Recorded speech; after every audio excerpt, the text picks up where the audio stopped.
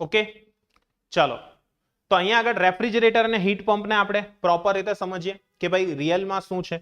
તો જેવી રીતના તમે ઉષ્મા એન્જિન ભણી ગયેલા હતા, ઉષ્મા એન્જિનમાં આપણે શું કરતા હતા ઉષ્મા એન્જિનની અંદર, તો કે ભાઈ સૌથી વધુ જે તાપમાન હોય ગરમ પરિસર, એ ગરમ પરિસરમાંથી ઉષ્મા શું કરતા હતા મેળવતા હતા. અને એ ઉષ્મા મેળવીને આપણે એનું રૂપાંતરણ શેમાં કર્યું હતું કાર્યમાં કર્યું હતું. અને અમુક ઉર્જા જે છે તે વેસ્ટ જતી હતી, બરાબર છે, જેને આપણે કઈ ઉર્જા મીન્સ કઈ ઉષ્મા કીધેલી હતી Q2. એ શું કરવામાં આવે છે તો કે પરિસરની અંદર છોડવામાં આવે છે. એનું મેં ગઈકાલે એક્ઝામ્પલ તમને આપેલું હતું આપણી ગાડીનું એન્જિન, બરાબર છે. આપણી ગાડીનું એન્જિન જે છે બરાબર છે એની અંદર શું થાય છે તો કે ભાઈ વધુ ઉષ્મા જે હોય બરાબર, વધુ ઉષ્મા ત્યાંથી એ શું કરશે તો કે ઉર્જા મેળવશે. ઉર્જા મેળવીને આપણી ગાડીનું ચક્ર ફેરવશે, જેને કારણે ગાડી આગળ વધશે. અને એને કારણે શું થશે તો કે અમુક જે ઉષ્મા છે તે પોતે પરિસરમાં મુક્ત કરશે. એટલા માટે ગાડીનું એન્જિન જે છે તે શું થાય છે ગરમ થાય છે. એ જે ગરમ થાય છે તેનું કારણ શું છે આ Q2 ઉષ્મા. ગઈકાલે આપણે એ પણ ડિસ્કશન કર્યું હતું કે ભાઈ આ જો Q2 ઉષ્માને આપણે 0 કરી નાખીએ તો આપણી ગાડીની એફિશિયન્સી કેટલી થઈ જાય 100% થઈ જાય, બરાબર છે. અને પછી આપણે પેટ્રોલ પુરાવાની જરૂર કેવી પડશે નહીં જ પડે, બરાબર છે, ઓછી નહીં નહીં જ પડે. ક્લિયર છે. એકવાર પેટ્રોલ નખાયું એટલે કામ પૂરું, ખ્યાલ આવે છે, કારણ કે એનું ટોટલ રૂપાંતરણ શેમાં થાય છે કાર્યમાં થાય છે એટલા માટે. ઓકે, એટલે આ વસ્તુ ધ્યાનમાં રાખજો. તો હવે આપણે રેફ્રિજરેટર અને હીટ પંપ જે છે તેનાથી ઊંધું છે, એટલે કે રેફ્રિજરેટર છે તે ઉષ્મા એન્જિનથી તદ્દન ઉલટું છે. અહીં આપણે કાર્યકારી પદાર્થ છે તે T2 તાપમાને રહેલા ઠંડા પરિસરમાંથી Q2 ઉષ્મા મેળવે છે. એટલે અહીંયા આગળ શું કરવાની છે આપણે ઉષ્મા ક્યાંથી મેળવવાની છે, જે વસ્તુ ઠંડી છે એની અંદરથી પાછી ઉષ્મા મેળવવાની. જે વસ્તુ કેવી છે ઠંડી છે તેની અંદરથી ઉષ્મા મેળવવાની. એટલે શું થશે ત્યાં આગળ ઠંડી વસ્તુમાંથી હજુ ઉષ્મા મેળવશો તો એ વસ્તુ હજી પણ ઠંડી થઈ જશે. સમજ પડે છે કે નથી પડતી? કોઈ પણ વસ્તુ ઉષ્મા ધારણ કરી રાખે છે તો એનો અર્થ શું થયો, એનું તાપમાન કેવું હશે વધારે હશે. જો હું એની અંદર રહેલી ઉષ્માને તે શું કરી લઉં શોષી લઉં તો હજુ પણ એનું તાપમાન કેવું થઈ જશે ઓછું થઈ જશે. એટલા માટે આપણે રેફ્રિજરેટરમાં કોઈ વસ્તુને મૂકીએ છીએ તો શા માટે મૂકીએ છીએ એની અંદર રહેલી ઉષ્માનું શોષણ કરવા માટે. સમજ પડે છે? એટલે કોઈ પણ વસ્તુનું જ્યારે તમે ઉષ્માનું શોષણ કરશો તો એને કારણે એ વસ્તુનું તાપમાન શું થશે ઓછું થશે, ડિક્રીઝ થશે. અને બીજી વસ્તુ યાદ રાખજો કે આ પ્રોસેસ જે છે આખી એ પ્રોસેસ એની જાતે શક્ય નથી, એની જાતે આ પ્રોસેસ ન થશે. એટલા માટે મારે ત્યાં બહારથી શું આપવું પડશે કાર્ય કરવું પડશે. એટલે મારે અહીંયાથી બહારથી શું આપવું પડ્યું કાર્ય આપવું પડ્યું. સમજ પડે છે કે નથી પડતી? હેલો, ખ્યાલ આવે છે કે નથી આવતો? આવે છે? જૂના લેક્ચર જોઈ લેજો નહીં આવતો હોય તો, બરાબર.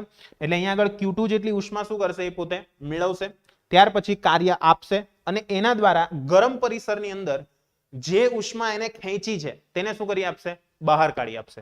એટલા માટે તમે જોયું હોય તો એસી હોય, એસી ની અંદર રહ્યા હો તમે, બરાબર છે, તો એસી ની અંદર તમે જોયું તો એક પાઇપ નીકળેલી હોય બહાર, એમાંથી સતત પાણી નીકળતું હોય.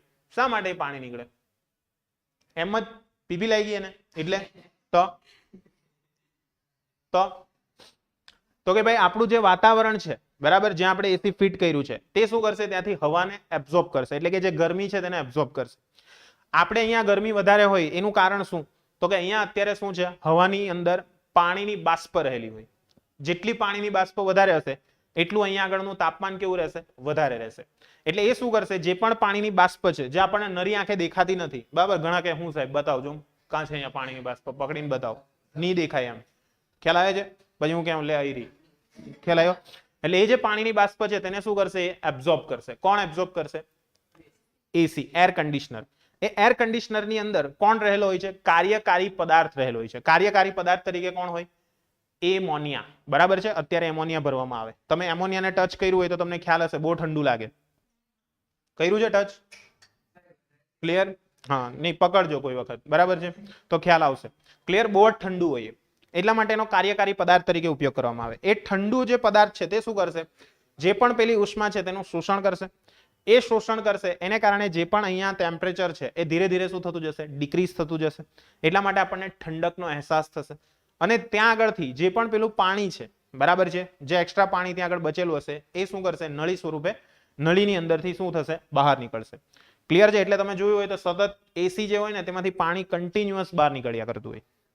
ખ્યાલ આવે છે? એ કન્ટિન્યુઅસ બહાર નીકળે છે તેનું કારણ પણ એ જ છે. શું એ છે કે ભાઈ એ સતત બાષ્પ જે છે તેનું શોષણ કરે છે. ને એને કારણે આપણું રૂમનું ટેમ્પરેચર ડાઉન થાય છે. પ્લસ તમે એક બીજી વસ્તુ જોઈ હોય તો એસી ને અમુક ટેમ્પરેચર કરતા વધારે તમે ઓછા ટેમ્પરેચર પર નહીં લઈ જઈ શકો. મેક્સિમમ કેટલા પર લઈ જઈ શકાય? 16, બરાબર, 14 પર નહીં લઈ જવાય. કેમ? એનું કારણ નહીં મરી જાઓ લહણ. એનું કારણ શું? ના બહુ ઠંડુ થઈ જાય એવું નથી, એવું કારણ નથી એનું. એનું કારણ સિમ્પલ છે કે એ જે ઉષ્મા મેળવે છે એને પાછી એને ક્યાં આપવાની છે? બહાર આપવાની છે. બહાર તાપમાન કેવું છે? ગરમ છે. હવે કોઈ વસ્તુ ઓલરેડી ગરમ છે ને એમાં કઈક વસ્તુ હજી ગરમ નાખો તો શું થાય? દાજે. બસ તમને એવું બધું જ આવડે, દાજે. બરાબર, ગરમ વસ્તુમાં હજુ પણ ગરમ નાખશો તો એ એબ્સોર્બ નહીં કરશે. બરાબર છે, પરિણામે કોમ્પ્રેસર ફાટી જવાના ચાન્સીસ વધી જાય. ઓકે, એટલા માટે એસી ની ડિઝાઇન એવી રીતના કરવામાં આવે કે જે બહારનું ટેમ્પરેચર છે, બરાબર, એના અકોર્ડિંગ ડિઝાઇન કર્યું હોય. હવે તમે દુબઈનું એસી અહીંયા લગાવો તો થીજી જાવ અહીંયા. કેમ? દુબઈમાં તાપ કેટલો પડે? 50-60 ડિગ્રી સેલ્સિયસ પર હોય. ત્યાં નોર્મલ ટેમ્પરેચર પર તમે નોર્મલ 50-60 ડિગ્રી સેલ્સિયસ હોય તાપમાન. ઉનાળામાં બહાર નીકળો ખબર પાડી દે. બરાબર છે, જો તમે બહુ તો 20 થી 25 મિનિટ ત્યાં એમને એમ બહાર રખડ્યા કર્યું તો કામ પૈતું. એટલા માટે ત્યાં તમે જોયું તો બસ સ્ટેશન હોય ને, જે બસ સ્ટેશન, બરાબર છે, તે હો ટોટલી એસી હોય, ફૂલ એસી. બરાબર છે, હા, તમે જજો કોઈ વાર ફરવા કોઈ હાથે એટલે ખ્યાલ આવશે. ક્લિયર છે? એટલે તમને ખ્યાલ આવે. બરાબર છે, ઉનાળામાં નહીં જતા પણ, બરાબર, મરી જાઓ, કારણ કે ત્યાં તમારે બધું લપેટીને જવું પડશે. ક્લિયર? એટલે ત્યાંની જે કાળ હું તો મરી જ જશે ડાયરેક્ટ ત્યાં. બરાબર, એટલે ત્યાં પેલા કાળા થવાની તો વાત છોડ, એ તો પછી થઈ જાય બધું હરખું. રશિયા જે આવજે પાવ ગોરો થઈ જાય. બસ ચાલો. એટલે અહીંયા આગળ કાળું કાળું થવાનું જોઈએ. હું હારા એટલે અહીંયા આગળ હીટ પંપ જે છે તે શું કરશે? તો કે ભાઈ ઉષ્મા ખેંચવા માટે એને આપણે કાર્ય આપવું પડશે. બરાબર છે, એટલે એન્જિન અને પંપમાં ફરક શું છે? એન્જિન શું કરે છે? કાર્ય આપણને આપે છે. બરાબર છે, જ્યારે પંપની વાત કરવામાં આવે તો પંપ પર કાર્ય કરવામાં આવે છે. પંપ પર શું કરવામાં આવે છે? કાર્ય કરવામાં આવે છે. ખબર પડે છે? ક્યાંથી પડતી? પડે છે. એટલે આ વસ્તુને તમારે ખાસ ધ્યાનમાં રાખવાની છે. એટલે કે અહીંયા આગળ જે તાપમાન છે તે ક્લિયર થઈ ગયું બધાને કે અહીંયા આગળ શું કરશે? Q2 જેટલી ઉષ્મા મેળવશે અને એ ઉષ્માને ક્યાં આપી દેશે? ગરમ જે પરિસર છે તેની અંદર. અને એ ઉષ્મા કેટલી છે? Q1. ક્લિયર છે? હવે અહીંયા આગળ આપણે એની એફિશિયન્સી નામ આપી શકીએ. આના માટે આવે છે પરફોર્મન્સ ગુણાંક. શું આવે છે? પરફોર્મન્સ ગુણાંક. પૂછાય 100%, ધ્યાન રાખજો. ક્લિયર છે? હા, જો સાચું એમ કે. ચાલો, ક્લિયર છે? તો અહીંયા આગળ પરફોર્મન્સ ગુણાંકને આપણે ધ્યાનમાં લેવો પડશે. તેને ધ્યાનમાં લેવો પડશે ભાઈ, પરફોર્મન્સ ગુણાંક. હવે પરફોર્મન્સ ગુણાંક શું છે તે આપણે સૌથી પહેલા સમજીએ.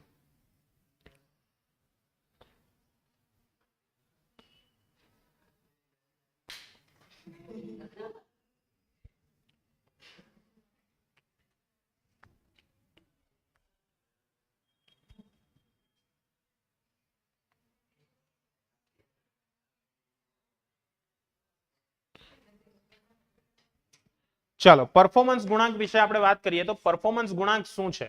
તો પરફોર્મન્સ ગુણાંક એટલે સિમ્પલ, જેવી રીતના આપણે એફિશિયન્સીની વાત કરી હતી. એફિશિયન્સી એટલે કાર્યક્ષમતા. કાર્યક્ષમતા એટલે શું? આઉટપુટના છેદમાં ઇનપુટ. એવી રીતના સેમ અહીંયા આગળ પરફોર્મન્સ ગુણાંક તમારે ધ્યાનમાં લેવો પડશે. કોના માટે? તો કે હીટ પંપ માટે. ઓકે, હીટ પંપ કે પછી રેફ્રિજરેટર માટે. તો હીટ પંપ એ રેફ્રિજરેટર જેવો જ છે. અહીંયા કયો શબ્દ વાપરવો એ સાધનના હેતુ પર આધાર રાખે છે. જે પણ સાધન છે તેના પર એનો મુખ્ય આધાર રહેલો છે. બરાબર છે. હવે જો થોડીક જગ્યા જેમ કે ચેમ્બરની અંદરનો ભાગ ઠંડો કરવો હોય અને બહારનું પરિસર ઊંચા તાપમાને હોય તો એના માટેના સાધનને આપણે રેફ્રિજરેટર કહી શકીએ. અને જો હેતુ અમુક ભાગમાં ઉષ્મા દાખલ કરવાનો હોય તો તેવા સાધનને આપણે શું કહી શકીએ છીએ? હીટ પંપ કહી શકીએ છીએ. જો ઉષ્મા દાખલ કરવાની હોય તો હીટ પંપ, જો એની અંદરથી ખેંચવાની હોય તો રેફ્રિજરેટર. યાદ રહેશે, અંદર દાખલ કરવાની છે જો ઉષ્મા તો પંપ. પંપ હંમેશા દાખલ કરે, સિમ્પલ યાદ રાખો, ને રેફ્રિજરેટર હંમેશા કાઢે. ક્લિયર છે? પંપનું કામ શું? હંમેશા અંદર ભરાવાનું. બરાબર, ચાલો. તો અહીંયા આગળ રેફ્રિજરેટરની વાત કરવામાં આવે તો કાર્યકારી પદાર્થ જે છે, કાર્યકારી પદાર્થ મોટા ભાગે વાયુ સ્વરૂપે હોય છે. વાયુનું ઊંચા દબાણથી નીચા દબાણ તરફ અચાનક વિસ્તરણ જે તેને ઠંડો કરે છે અને બાષ્પ પ્રવાહી મિશ્રણની અંદર શું થઈ જશે? રૂપાંતરિત થશે. બરાબર છે? પ્રવાહીની અંદર એ સતત રૂપાંતરણ થશે. જે વિસ્તારનું તાપમાન ઘટાડવાનું છે તેમાંથી ઠંડા પ્રવાહી વડે ઉષ્માનું શોષણ કરવાનું અને જેની પ્રવાહીની અંદર એનું રૂપાંતરણ પ્રવાહીનું બાષ્પની અંદર એનું શું થઈ જશે? રૂપાંતરણ થઈ જશે. તંત્ર પર બહારથી થતા કાર્ય વડે બાષ્પનું તાપમાન વધારવું અને બાષ્પ દ્વારા પરિસરમાં ઉષ્મા મુક્ત કરવી જેથી ફરીથી તે પોતાની પ્રારંભિક અવસ્થામાં આવે અને એક ચક્ર પૂર્ણ થાય છે. તો આખી જે પ્રોસેસ છે એ પ્રોસેસમાં કંઈ જ કરવાનું નથી. આપણે પ્રોસેસમાં ફક્ત એક જ વસ્તુ છે, જે પણ કાર્યકારી પદાર્થ આપણે લઈએ છીએ એ કાર્યકારી પદાર્થ શું કરશે? તો કે ભાઈ જે વધુ તાપમાને રહેલી કોઈ વસ્તુ હોય, બરાબર, વધુ તાપમાને રહેલી કોઈ વસ્તુ હોય, હું જોયા કરતા હે એમાં કોણ દેખાઈ ગયું? એટલે પેલા બિચારાને હું યાર એને જોયા કરતો છે, હું થયું? કઈ પ્રેમ થઈ ગયો એની સાથે? હે શું થયું? હે તારા લક્ષણ એમ કઈ અલગ દેખાવા લાગ્યા? હવે આવું કરી દેવાનું હાવ? ચાલો અહીંયા ધ્યાન આપો યાર, એ બધો પ્રેમ વહેમ છે, અહીંયા ધ્યાન આપો. ચલો, એટલે જે પણ આપણે ઠંડા વસ્તુ પર છે, બરાબર, ઠંડા વસ્તુમાંથી જે પણ ઉષ્મા મેળવી છે તે શું કરશે? તો કે જે પણ પેલો કાર્યકારી પદાર્થ છે, જે પણ વાયુ છે, એ વાયુ સતત ને સતત એ ઉષ્માને શું કરતો જશે? તો કે ખેંચતો જશે. બરાબર રામ? ધ્યાન આપજે. ક્લિયર છે? એટલે ઉષ્માને ખેંચશે અને ધીરે ધીરે એનું પ્રસરણ થશે. પ્રસરણ થવાને કારણે એ પોતે ઠંડો પડશે અને પરિણામે આપણને ઇફેક્ટ કેવી આપશે? એકદમ મસ્ત પ્લેઝન્ટ ઇફેક્ટ. બરાબર છે? જે તમને રહેવું ગમે તેવું. ક્લિયર? તો અહીંયા આગળ આપણે પરફોર્મન્સ ગુણાંક, જેને કાર્યસિદ્ધિ ગુણાંક પણ કહેવામાં આવે છે, બરાબર છે, પ્યોર ગુજરાતીમાં પૂછી શકે તમને JEE નીટની અંદર કે કાર્યસિદ્ધિ ગુણાંક શોધો, તો ઘણાને વિચારમાં આવી જાય એવું શું આવે, એમ કે એવું તો ભણ્યા જ નથી. બરાબર છે? જેને પરફોર્મન્સ ગુણાંક પણ કહેવાય, જેને કોએફિશિયન્ટ ઓફ પરફોર્મન્સ પણ કહેવામાં આવે. બરાબર છે? તો પરફોર્મન્સની વાત કરવામાં આવે. પરફોર્મન્સ કઈ રીતના નક્કી થાય? પરફોર્મન્સ કઈ રીતના નક્કી થાય? Output by input. તો આઉટપુટમાં આપણને શું મળતી હતી? તો કે આઉટપુટની અંદર આપણને મળતી હતી, બોલો, આઉટપુટ જે છે તેની અંદર શું મળતી હતી આપણને? ઉષ્મા. શું મળતી હતી? ઉષ્મા. ખ્યાલ આવે છે?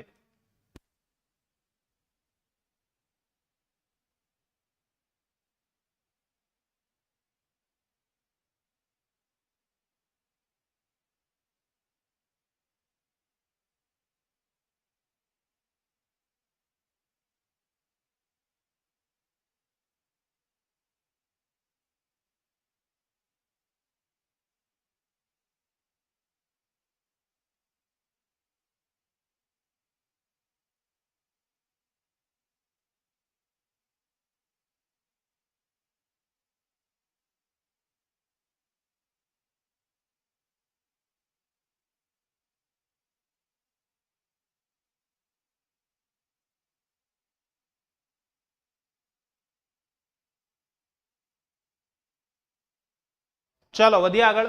સોરી બાળકો, થોડુંક મેડિકલ ને લીધે જરાક આવું રહેશે. ચાલો કઈ નહીં, વધીએ આગળ. હા, તો આપણે વાત શેના પર કરતા હતા? પરફોર્મન્સ ગુણાંક વિશે. પરફોર્મન્સ ગુણાંક એટલે શું?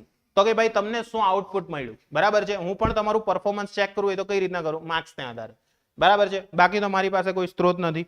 એક્ઝામ જ આપવા નહીં આવી એટલે માર્કની તો કઈ વાત જ નહીં આવે. બરાબર છે? એટલે ટેન્શન જ નહીં. ચાલો, બરાબર છે, કઈ વાંધો નહીં, એનું સોલ્યુશન આવી જશે, ટેન્શન નહીં લો. બહુ જબરજસ્ત સોલ્યુશન હું લાવું છું. તો અહીંયા આગળ આપણે પરફોર્મન્સ ગુણાંક વિશે વાત કરીએ તો પરફોર્મન્સ ગુણાંક જે છે તેને આપણે આલ્ફા વડે દર્શાવશું.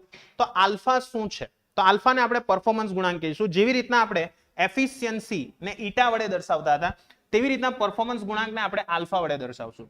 હવે આ જે પરફોર્મન્સ ગુણાંક છે, બરાબર છે, તેનું પણ સૂત્ર શું છે ભાઈ? તો કે સર આઉટપુટના છેદમાં શું છે ભાઈ? ઇનપુટ છે. આઉટપુટના છેદમાં શું છે? ઇનપુટ છે. એટલે આઉટપુટ જે છે તે કેટલું મળે છે આપણને? તો આપણે ઉપર જોઈ ગયા તે મુજબ આપણે કેટલી ઉષ્મા મેળવીએ છીએ? તો કે ભાઈ આઉટપુટની અંદર Q2 જેટલી ઉષ્મા આવે છે અને કાર્ય કેટલું કરીએ છીએ? તો કે W જેટલું. એટલે આપણે સૂત્ર શું બનશે? Q2 ના છેદમાં W. કારણ કે ઇનપુટ તરીકે આપણે શું કર્યું? કાર્ય આપ્યું. ઇનપુટ તરીકે શું આપ્યું આપણે? કાર્ય આપ્યું. આઉટપુટમાં શું મળી આપણને? ઉષ્મા મળી. બરાબર છે? એટલા માટે અહીંયા આગળ આલ્ફાનું સૂત્ર શું બનશે? Q2 by W. ઓકે, ચાલો હવે મારે અહીંયા આગળ એવું કહે કે W શું છે? તો W કઈ રીતના હું શોધી શકું? બરાબર છે? W કઈ રીતના શોધી શકું? ચાલો કોઈ કહેશો W શોધવું હોય તો? હા, આ જે આપણે લાવ્યા તે રેફ્રિજરેટર માટે હતું. આ ખાસ ધ્યાન રાખજો. આપણે જે લાવ્યા તે કયું હતું? રેફ્રિજરેટર માટે. અને હીટ પંપ માટે લખવું હોય, હીટ પંપ માટે લખી આપું છું. બરાબર છે? ખાસ ધ્યાન રાખજો. રેફ્રિજરેટર. બરાબર છે? આમાં કા લખતો છું લહણ જે મેં હો ચાલો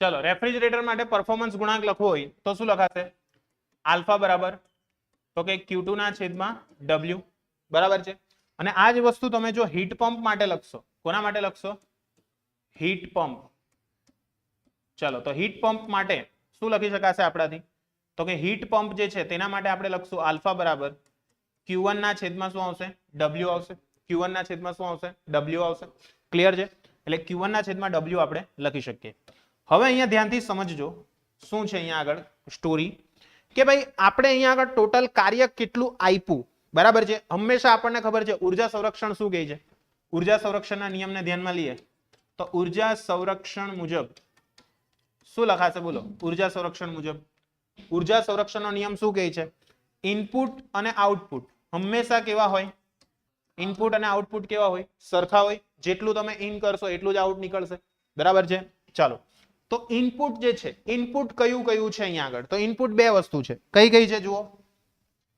તો કે ઇનપુટ તરીકે આપણે જોઈએ તો એક તો શું આપ્યું આપણે કુત્તી આપી એટલે કે Q2 ઉષ્મા આપી ને બીજું શું કરાયું હતું કાર્ય પણ શું છે નીચે એરો છે એનો મતલબ કાર્ય આપણે આપ્યું હતું એટલા માટે ઇનપુટ ની અંદર શું લખાશે W પ્લસ શું લખાશે કુત્તી લખાશે બરાબર છે એટલે W પ્લસ કુત્તી ને એટ ધી એન્ડ આઉટપુટમાં કોણ મળ્યું આપણને તો કે ભાઈ છેલ્લે મળ્યો આપણને લસણીયો પેલો Q1 બરાબર છે એટલે Q1 એ આપણને શું મળ્યો આઉટપુટ મળ્યું તો આના પરથી તમને એવું કહેવામાં આવે કે ભાઈ W શું છે તો W એટલે સિમ્પલ Q1 માઇનસ Q2 થઈ જશે એટલે Q1 માઇનસ Q2 એ શું આવશે આપણું W આવશે ક્લિયર છે તો હવે આ જ વસ્તુ આપણે રેફ્રિજરેટર માટે લખવું હોય તો રેફ્રિજરેટર માટે શું લખાશે Q2 ના છેદમાં W એટલે શું લખાશે Q1 માઇનસ Q2 શું લખાશે Q1 માઇનસ Q2 ખ્યાલ આવશે કે નહીં આવશે એટલે આ તમારું શું બનશે સૂત્ર બનશે બરાબર છે અને હંમેશા યાદ રાખજો પરફોર્મન્સ ગુણાંક જે છે તે 1 કરતા વધારે આવે પરફોર્મન્સ ગુણાંક હંમેશા કેવો આવશે 1 કરતા વધારે 1 કરતા ઓછો આવશે નહીં ખ્યાલ આવશે પરફોર્મન્સ ગુણાંક is always greater than 1 and efficiency is always less than 1 efficiency બોલે તો ઈટા ગઈકાલે જોયેલું ને આપણે 1 માઇનસ Q2 ના છેદમાં Q1 બરાબર છે તો એમાં Q2 માઇનસ Q1 જે છે તે હંમેશા મળશે જ એટલા માટે એફિશિયન્સી કોઈ પણ દિવસ 100% બોલે તો 1 ના હોઈ શકે જ્યારે પરફોર્મન્સ ગુણાંક તમારો 1 ના હોઈ શકે 1 કરતા કેવો આવશે હંમેશા વધારે આવશે બરાબર એ વસ્તુ તમારે યાદ રાખવાની રહેશે ક્લિયર છે કે નથી ક્લિયર તો આ રીતના તમારું સૂત્ર અહીંયા આગળ એ રીતના અહીંયા આગળ સૂત્ર પ્રાપ્ત થશે કાગ્યું લસણ આયરું ક્લિયર એટલે આલ્ફા બરાબર શું થશે Q2 ના છેદમાં Q1 માઇનસ Q2 ક્લિયર છે આઈડિયા આવશે એટલે આ કોના અકોર્ડિંગ ધ્યાનમાં રાખવાનું છે તમે હીટ પંપ ધ્યાનમાં લેશો તો Q1 ના છેદમાં Q1 માઇનસ Q2 અને જો રેફ્રિજરેટરને ધ્યાનમાં લેશો તો શું આવશે Q2 ના છેદમાં Q1 માઇનસ Q2 ખ્યાલ આવ્યો કે નહીં આવ્યો હીટ પંપનું કામ શું છે આપવાનું બરાબર છે રેફ્રિજરેટરનું કામ શું છે ખેંચવાનું લેવાનું નહીં ખેંચવાનું બરાબર હા ચાલો ક્લિયર થઈ ગયું એટલે સુધી કઈ ડાઉટ છે ઈઝી એટલે આ વસ્તુ યાદ રાખજો પપ્પુ છે બીજું આમાં વિશેષ કંઈ છે નહીં આવડી જશે હીટ પંપ રેફ્રિજરેટર ક્લિયર કંઈ છે નહીં આમાં લસણ જે હાવ ચાલો તો હીટ એન્જિનમાં ઉષ્મા સંપૂર્ણ રીતે કાર્યમાં રૂપાંતરણ થઈ શકતી નથી તે જ રીતે રેફ્રિજરેટરમાં જ્યાં સુધી તંત્ર પર બાહ્ય કાર્ય થાય છે ત્યાં સુધી જ રેફ્રિજરેટર કાર્ય કરી શકતું નથી ઊંધું બોલી ગયો તે જ રીતે રેફ્રિજરેટરમાં જ્યાં સુધી તંત્ર પર બાહ્ય કાર્ય થાય નહીં ત્યાં સુધી તે કાર્ય કરી શકતું નથી જો તમે બહારથી કાર્ય આપશો ત્યાં સુધી જ એ ચાલુ રહેશે તમે એનું એક સિમ્પલ એક્ઝામ્પલ જોયું હશે બરાબર છે પાવર જાય ત્યારે આપણે શું કરીએ રેફ્રિજરેટર ખોલીને રાખીએ તો બંધ જ રાખીએ ને કેમ કે ઉષ્મા ત્યાંની ત્યાં બહારની ઉષ્મા અંદર ના જાય બરાબર છે પ્લસ તમે જોયું હોય તો રેફ્રિજરેટર ચાલુ હોય ને તો પાછળ તમે ખાલી હાથ મૂકજો બહુ ઠંડી લાગે ને તો ક્લિયર છે બહુ ઠંડી લાગે તો જ મૂકજો ક્લિયર છે મસ્ત લાગશે એકદમ ચીલ બરાબર છે ક્લિયર કા તો ભેટી લેજો એને હા ક્લિયર એ બેસ્ટ રહેશે ક્લિયર ભેટી જ લેજો, એ સારું પડે, બરાબર છે, ક્લિયર? બહુ યાદ આવે તો ભેટી લેવાનું. ચાલો, એટલે આ વસ્તુ ક્લિયર થઈ ગઈ. એટલે અહીંયા આગળ આપણે શું કરવાનું છે, રેફ્રિજરેટર જે છે તેને તમે સતત બહારથી કાર્ય આપશો. ક્લિયર? તો જો તમે કાર્ય આપશો તો જ તે શું કરશે, તો કે ભાઈ એની અંદરથી ઉષ્માને શોષિત કરી શકશે. ક્લિયર છે? અને ખાસ ધ્યાન રાખજો, પરફોર્મન્સ ગુણાંક અનંત થઈ શકે નહીં. અનંત ના આવે કોઈ પણ દિવસ. અનંત એટલે શું? અનંતનો અર્થ શું? કે પરફોર્મન્સ ગુણાંક ઇન્ફિનિટી નો અર્થ કે હું બહારથી કાર્ય ન આપું છતાં પણ એ આપણને શું આપશે, છતાં પણ એ શું કરી શકશે, તો કે ભાઈ ઉષ્મા છે તેને જાતે ને જાતે જ તે શું કરી નાખે, શોષણ કરી નાખે. એવું કદાપી શક્ય નથી.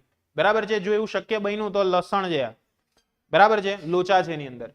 ક્લિયર? આવું કદાપી શક્ય નથી. બરાબર છે? એટલે યાદ રાખજો, પરફોર્મન્સ ગુણાંક કોઈ પણ દિવસ અનંત ના હોઈ શકે અને એક કરતા ઓછો, બરાબર છે, મોસ્ટ ઓફ ધ કેસમાં નહીં હોઈ શકે. તમારો જવાબ જે આવશે ને તે પણ મોસ્ટલી કેટલો આવશે, 0.99 ની આજુબાજુ આવશે. કોની નજીક આવશે? 0.99 ની આજુબાજુ. ઓકે, ક્લિયર થયું કે ના થયું? થઈ ગયું? કઈ પણ ડાઉટ છે? હે? એટલે હા, એટલે 0.99 એક હોય તો ચાલે, એકની આજુબાજુ હોય તો ચાલે. બરાબર? બહુ એની અંદર શું કહેવાય, પેલું વેરિએશન ના આવવું જોઈએ. બરાબર છે? ખબર પડી કે ના પડી? પડી?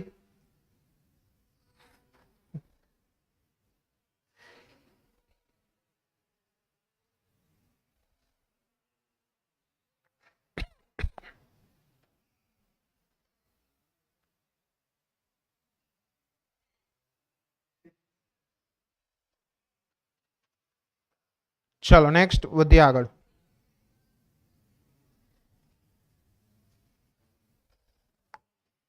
ક્લિયર છે એટલે સુધી? ચાલો નેક્સ્ટ આવે છે એના પછી થર્મોડાયનેમિક્સ નો બીજો નિયમ. બહુ ઇમ્પોર્ટન્ટ નિયમ છે, ખાસ ધ્યાનથી સમજજો, આરામથી આવડી જાય એવો છે. બરાબર?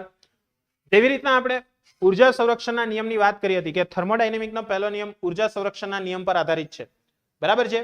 ચાલો, તો સામાન્ય અનુભવ દર્શાવે છે કે એવી કેટલીય પ્રક્રિયાઓ છે કે જે પહેલા નિયમનું પાલન કરતી હોય અને છતાં તેમનું અવલોકન ન કર્યું હોય. દાખલા તરીકે ટેબલ પર પડેલ પુસ્તકને ક્યારેય કોઈએ એની જાતે ટેબલ પર ઊંચે કૂદકા મારતું જોયું નથી. જોયું કોઈ દાડો? અત્યારે મોબાઈલમાં કોઈની જાતે જ તેમ કૂદ્યા કરે? ના, એવું નથી, શક્ય નથી. બરાબર છે? જો ઉર્જા સંરક્ષણનું નિયમનું જ એકમાત્ર બંધન હોત તો કદાચ આમ શક્ય બનત. ટેબલ કદાચ અચાનક ઠંડુ થાય, તેની આંતરિક ઉર્જા તેટલા જ પ્રમાણમાં પુસ્તકની યાંત્રિક ઉર્જામાં રૂપાંતરિત થાય, જે ત્યારબાદ મેળવેલ યાંત્રિક ઉર્જાને સમતુલ્ય સ્થિતિ ઉર્જા જેટલી ઊંચાઈ સુધી કૂદકો મારે. પરંતુ આવું ક્યારેય થયું નથી. એટલે આનો અર્થ શું છે, હું કહેવા માંગે છે તે સમજો. માની લો કે આપણે ટેબલ છે, ટેબલની ઉપર આપણે કોઈ પુસ્તકને રાખ્યું છે. હવે ટેબલ શું કરે છે, પોતાની જે ઉષ્મા છે તે ગુમાવે છે અને ધીરે ધીરે ટેબલ કેવું થતું જાય છે, ઠંડુ પડતું જાય. ઓકે, જો એ ઠંડુ પડતું જાય તો એને કારણે શું થશે, તો કે એ શ્રિંકેજ પામશે. શ્રિંકેજ પામશે એને કારણે એ હલશે. હલશે એને કારણે શું થશે, તો કે ભાઈ એની ઉપર રહેલું જે પુસ્તક છે તેની સ્થિતિ ઉર્જામાં ફેરફાર આવશે, આંતરિક ઉર્જા બદલાશે. આંતરિક ઉર્જા બદલાવાને કારણે કૂદકા મારતું હોય તેવું આપણને લાગી શકે, પણ રિયાલિટીમાં આવું થઈ શકતું નથી જ્યાં સુધી તમે બાહ્ય કાર્ય આપશો નહીં ત્યાં સુધી. ખબર પડે છે કે નથી પડતી? પડે છે? ચાલો, તો ટેબલ કદાચ આ જ વસ્તુ ધ્યાનમાં રાખવાની છે. તો જે ત્યારે મેળવેલા યાંત્રિક ઉર્જાને સમતુલ્ય સ્થિતિ ઉર્જા જેટલી ઊંચાઈ સુધી કૂદકો મારે, પરંતુ આવું કદાચિત શક્ય નથી. નિશંક તે ઉર્જા સંરક્ષણના સિદ્ધાંતનું સમાધાન કરતું હોવા છતાં પ્રકૃતિનો બીજા કેટલાક પાયાના સિદ્ધાંતો આમ થવા દેશે નહીં. આ સિદ્ધાંતમાંનો એક છે થર્મોડાયનેમિક્સનો પહેલો નિયમ. બરાબર છે? એ પહેલા નિયમને પાલન કરતી ઘણી બધી પ્રક્રિયાઓ થવા દેતો નથી. તેને થર્મોડાયનેમિક્સનો બીજો નિયમ કહે છે. આપણે સિમ્પલ અહીંયા જોયું કે જ્યારે હું કોઈ પણ એન્જિનને ઉષ્મા આપું છું તો એના દ્વારા મને શું મળવું જોઈએ? કાર્ય મળવું જોઈએ. કોઈ પણ હિસાબે મને કાર્ય મળવું જોઈએ ને એ કાર્ય કેવું હોવું જોઈએ? હું જેટલું ઉષ્મા આપું છું તેટલે ને તેટલું જ કાર્ય મળવું જોઈએ. પણ અહીંયા આપણે ત્યાં મળે છે, તો એનો મતલબ થર્મોડાયનેમિકના પહેલા નિયમનું પાલન થયું? ના થયું. એટલે ઘણી પ્રક્રિયાઓ દેખાવમાં લાગે કે થર્મોડાયનેમિકના પહેલા નિયમનું પાલન કરે છે, ઉર્જા સંરક્ષણનું પાલન કરે છે. બરાબર છે? પણ રિયાલિટીમાં જોવા જઈએ તો એ પાલન થતું નથી. એટલા માટે ત્યાં આગળ કયો નિયમ આવ્યો છે? બીજો નિયમ. બીજો નિયમ શું કહે? પપ્પુ નિયમ છે. એવું કદાપી એન્જિન બનાવી શકાય તેવું નથી કે જેની કાર્યક્ષમતા કેટલી હોય 100% હોય.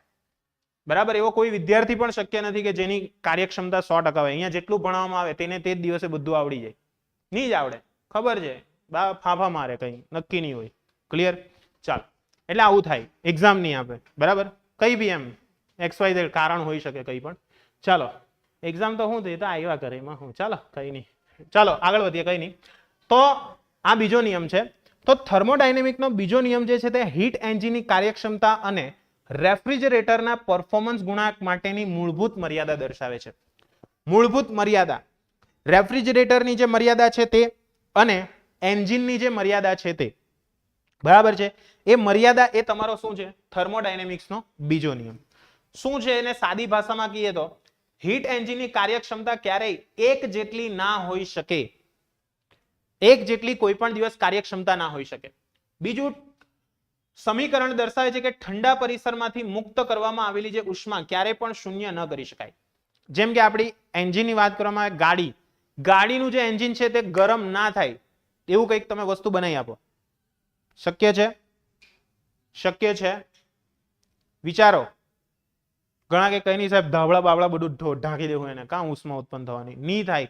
બરાબર, નહીં થશે, એવું કોઈ પણ દિવસ શક્ય જ નથી. કેમ કે તમે ત્યાં આગળ ફ્રિક્શનને કઈ રીતના ઝીરો કરશો?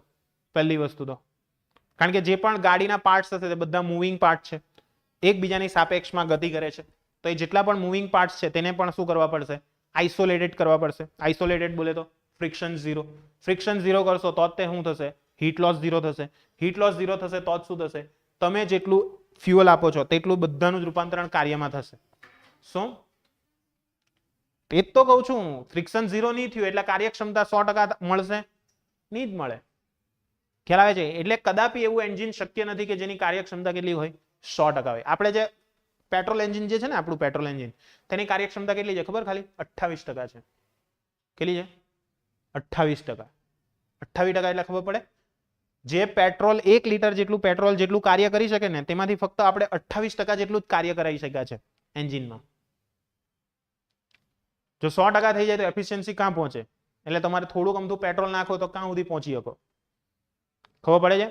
એટલે આપણે હજુ કેટલા સુધી પહોંચ્યા છે? 28% સુધી. આ તમે બધું સાંભળ્યું, BS6 ને આ ને તે, એ શું છે? આ બધું શું છે? આ BS6 BS5 ખબર એવું કઈ આવે? નહીં, તમને તો પેલું રીલ્સના ટ્રેન્ડ ખબર હશે કે પેલું ટિંગ ટિંગ ટિંગ ટિંગ ટિંગ એમ, એ બધું જ ખબર હશે અત્યારે, બીજું તો કઈ નહીં હશે. ચાલો, હું હા એન્જિન ના નામ આવું કંઈક આવે, BS5 BS6. ક્લિયર? હા, એ ટ્રેન્ડ અત્યારે ખબર હશે, બીજા તો કોઈ ટ્રેન્ડ ખબર હશે નહીં. બરાબર, ચાલો કઈ નહીં, અત્યારે આપણે આ ટ્રેન્ડ પર વાત કરીએ. હા, તો સાદી સરળ ભાષાની અંદર આપણે એવું કહી શકીએ છીએ કે એની કાર્યક્ષમતા જે છે, બરાબર છે, તે એક જેટલી ના હોઈ શકે. રેફ્રિજરેટર માટે બીજો નિયમ દર્શાવે છે કે પરફોર્મન્સ ગુણાંક ક્યારેય પણ અનંત ના હોઈ શકે.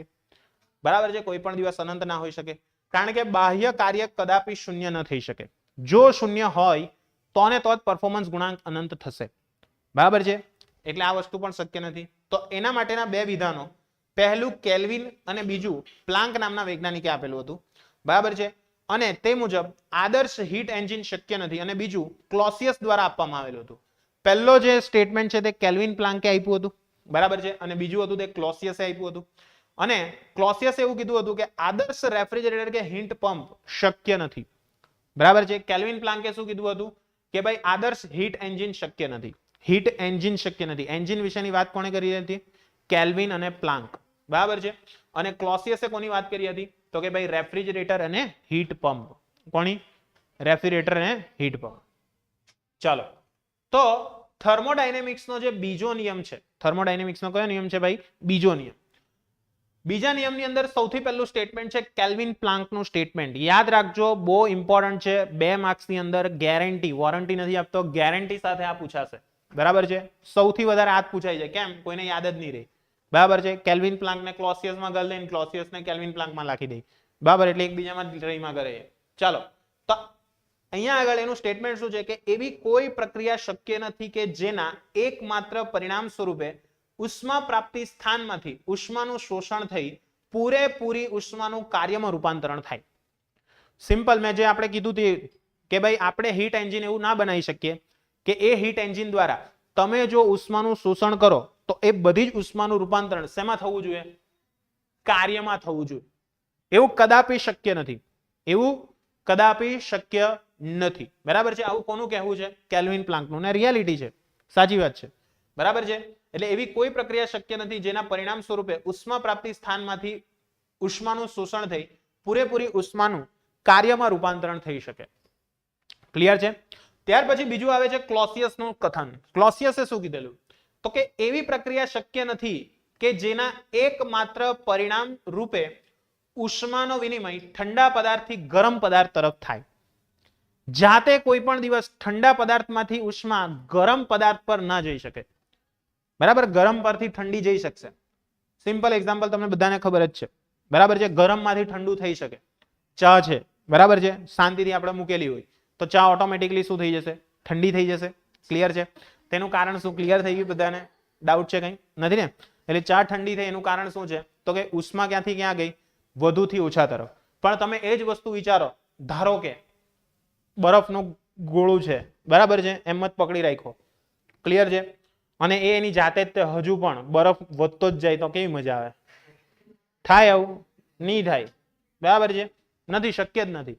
બરાબર છે? એટલે આ જ વસ્તુ કહેવા માંગે છે. ક્લિયર થઈ ગયું? ડાઉટ છે કઈ? નથી ને? ઘણા મને કહે પાછા, હું સર કેનેડામાં તો શક્ય છે, હું પાણીના લાયક હોય એની જાતે જ બરફ બની ગયું. પણ લલિતતા ટેમ્પરેચર કેટલું છે? -50 છે. ત્યારે આવું થાય. ખ્યાલ આવે છે? બહુ જ ઓછું ટેમ્પરેચર છે ત્યાં, એટલા માટે આવું થઈ શકે. સમજ પડે છે કે નથી પડતી? પડે છે? એટલે આ ધ્યાનમાં રાખજો. નેક્સ્ટ આવે છે પ્રતિવર્તી અને અપ્રતિવર્તી પ્રક્રિયાઓ. બરાબર છે? ઘણાને લાગશે કેમેસ્ટ્રી આવી ગયું કે હું. બરાબર છે? ચાલો, પ્રતિવર્તી પ્રક્રિયા એટલે શું? તો કેમેસ્ટ્રીમાં એવું કહેતા હશો કે તમે જે પ્રક્રિયા પુરોગામી અને પ્રતિગામી બંને દિશામાં થતી હોય તેવી પ્રક્રિયાને પ્રતિવર્તી પ્રક્રિયા કહેવાય. એવું જ કહી ગઈ ને તમે બધું ગમે તેમ.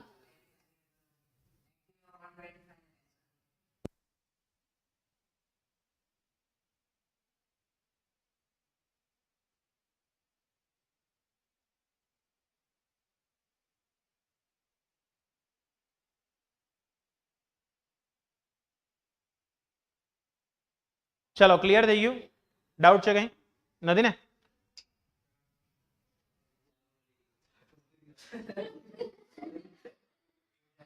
તો હેવી ડ્રાઈવર છે ભાઈ. ચાલો વધીએ આગળ. ક્લિયર થઈ ગયું? તો પ્રતિવર્તી અને અપ્રતિવર્તી પ્રક્રિયાઓ વિશે આપણે વાત કરીશું. પ્રતિવર્તી એટલે શું? માની લો કે આપણે કોઈ એક થર્મોડાયનેમિક પ્રક્રિયા છે જે ઇનિશિયલ થી ક્યાં જાય છે? ફાઇનલ પોઝિશન પર જાય છે. I એટલે પ્રારંભિક અવસ્થા, F એટલે કઈ છે? ફાઇનલ અવસ્થા. આ પ્રક્રિયા દરમિયાન તંત્ર પરિસરમાંથી Q જેટલી ઉષ્મા શોષે છે. કેટલી ઉષ્મા શોષે છે? Q જેટલી ઉષ્માનું શું કરે છે? શોષણ કરે છે. અને તેના પર W જેટલું કાર્ય કરે છે. તેના પર શું થાય છે? W જેટલું કાર્ય. શું આપણે આ પ્રક્રિયાને ઉલટાવીને તંત્ર અને પરિસર બંનેને ક્યાંય પણ અન્ય કોઈ અસર વગર પ્રારંભિક અવસ્થાઓ સુધી પહોંચી શકીએ? બરાબર છે? એટલે કે અહીંયા આગળ શું કરવાનું છે? કોઈ પણ જાતનું કાર્ય નથી કરવાનું. તમારે ઇનિશિયલ થી ફાઇનલ ડાયરેક્ટ પહોંચવાનું છે. શક્ય છે? ના. તમારે કાર્ય કરવું પડશે અને પડશે જ. બરાબર? રૂલ છે, સંસારનો નિયમ છે આ. બરાબર? જ્યાં સુધી તમે કાર્ય નહીં કરશો ત્યાં સુધી તમને પૈસા નહીં મળે. ખ્યાલ આવે છે કે નથી મળતું? ખ્યાલ આવે છે ને? હા, સમજ પડે છે ને ભાઈ? હા, એટલે આ વસ્તુ છે. અનુભવ દર્શાવે છે કુદરતમાં મોટાભાગની પ્રક્રિયા માટે આ શક્ય નથી. કુદરતમાં સ્વતઃ પ્રક્રિયાઓ અપ્રતિવર્તી હોય છે. અપ્રતિવર્તી એટલે ખબર પડે છે? સિમ્પલ, આપણી ઉંમરનો વધારો. કેવી પ્રક્રિયા? અપ્રતિવર્તી. ડોહા થઈ જ ગયા પછી પાછા જવાન નહીં થવાય. ખ્યાલ આવે છે? હા, ઇન્જેક્શનના બાટલા ઘુસાડીને બધું ગમે તેમ થઈ જાય, એ વસ્તુ અલગ છે. બરાબર છે? પણ ડોહા એ ડોહા. ખ્યાલ આવ્યું? એટલે અહીંયા આગળ કહેવાનો તાત્પર્ય એવો છે, કુદરતની મોસ્ટલી જેટલી પણ સ્વતઃ પ્રક્રિયા છે, જેમ કે આપણી ઉંમરનો વધારો, એ સ્વતઃ પ્રક્રિયા છે. એને રોકવા જાવ તો નહીં રોકાય. રોકાય? કોઈ એમ કે ના, હું તો હજુ 2 જ દાડાનો છું એમ કે. એવું કઈ શક્ય થોડી છે. ખ્યાલ આવે છે? ચાલો, ક્લિયર થઈ ગયું એટલે સુધી કે નહીં? ક્લિયર? એટલે આ બધી વસ્તુઓ છે. ને કેટલાક ઉદાહરણો આપી શકાય. સગડી પર મૂકેલું જે વાસણ છે તેનું તળિયું અને તેના બીજા ભાગોથી વધુ ગરમ હશે. જ્યારે વાસણને લઈ લેવામાં આવે ત્યારે ઉષ્મા તેના તળિયાથી બીજા ભાગો તરફ વહન પામે છે. તેથી પાત્ર સમાન રૂપે તાપમાનને પહોંચાડે છે. આ પ્રક્રિયાને ઉલટાવી ન શકાય. વાસણનો કોઈ ભાગ આપમેળે ઠંડો પડે અને તળિયું ગરમ થાય એવું નહીં બને. બરાબર, એટલે બીજા બધા ભાગ ઠંડા પડે અને તળિયું જે છે તે ગરમ થતું રહે એવું શક્ય નથી. બરાબર છે, આ કન્ટિન્યુઅસ પ્રોસેસ છે. બરાબર છે, કન્ટિન્યુઅસ ચાલ્યા કરતી પ્રોસેસ છે. જો એમ થાય તો તે થર્મોડાયનેમિકના બીજા નિયમનું ઉલ્લંઘન છે. તણખો કરીને સળગાવેલું પેટ્રોલ અને હવાનું મિશ્રણ ઉલટાવી ના શકાય. સિમ્પલ છે, એકવાર પેટ્રોલને હળગાઈ કાઢ્યું એટલે કામ પૈતું. પણ પાછા તમે એમ કહો પેટ્રોલની બાષ્પને હું પકડી લેવા ગમે તે હિસાબે, સાયલેન્સરનો ધુમાડો છે તે એક જગ્યાએ કલેક્ટ કરું, એને બધાને ભેગું કરું, ફરી પાછું પેટ્રોલ મળી જાય એમ કે ના, શક્ય જ નથી આ વસ્તુ. સમજ પડે છે ને હું શું કહેવા માંગુ છું તે? ક્લિયર? એટલે આ બધી પ્રક્રિયા કેવી છે? સ્વતઃ પ્રક્રિયા, બધી અપ્રતિવર્તી પ્રક્રિયા છે. કેવી પ્રક્રિયા છે ભાઈ? અપ્રતિવર્તી. સમજ પડે છે કે નહીં? ક્લિયર? એટલે અપ્રતિવર્તી પ્રક્રિયા છે. ક્લિયર? ત્યાર પછી રસોડામાં ગેસ સિલિન્ડરમાં ગળતો જે ગેસ છે તે આખા ઓરડામાં પ્રસરે છે અને પ્રસરવાની આ પ્રક્રિયા જાતે ઉલટાઈ જઈને ગેસને પાછો સિલિન્ડરમાં ભરી દેશે નહીં. બરાબર? ખ્યાલ આવે છે ને? હું વિચારવાનું છે તે ખબર પડે છે ને? હું વિચારવાનું છે તે. હા, એટલે અહીંયા આગળ તમે કોઈ પણ પ્રક્રિયાને ઉલટાઈ શકતા નથી. બરાબર? તે બધી અપ્રતિવર્તી. પરિસર સાથે તાપીય સંપર્કમાં રહેલા પ્રવાહીને સતત ચક્રીય રીતે હલાવવામાં આવે તો કાર્ય ઉષ્મામાં રૂપાંતરિત પામશે, જેથી પરિસરની આંતરિક ઉર્જા વધે છે અને આ પ્રક્રિયા તદ્દન ઉલટાવી શકાય તેવી નથી. નહીતર તેના પરિણામ સ્વરૂપે ઉષ્માનું સંપૂર્ણ કાર્યમાં રૂપાંતરણ થશે, જે ઉલ્લંઘન થાય છે કોનું? બીજા નિયમનું. બરાબર છે? અને આમ જો કોઈ પ્રક્રિયા બીજા નિયમનું ઉલ્લંઘન કરે છે તો એનો મતલબ એ અપ્રતિવર્તીપણું દર્શાવે છે. અપવાદ નહીં પણ કુદરતનો નિયમ છે. બરાબર? આ કુદરતની અંદર આવું શક્ય છે. કુદરતનો નિયમ જ છે આ, કે કોઈ પણ વસ્તુ સ્વયં રીતે થતી હોય, સ્વયં સ્ફુરિત રીતે થતી હોય, બરાબર છે, તો એ હંમેશા અપ્રતિવર્તી હોય છે. કેવી હોય છે? અપ્રતિવર્તી. ખબર પડે છે ને? ક્યાં નથી પડતી? પડે છે? એટલે ધ્યાન રાખજો.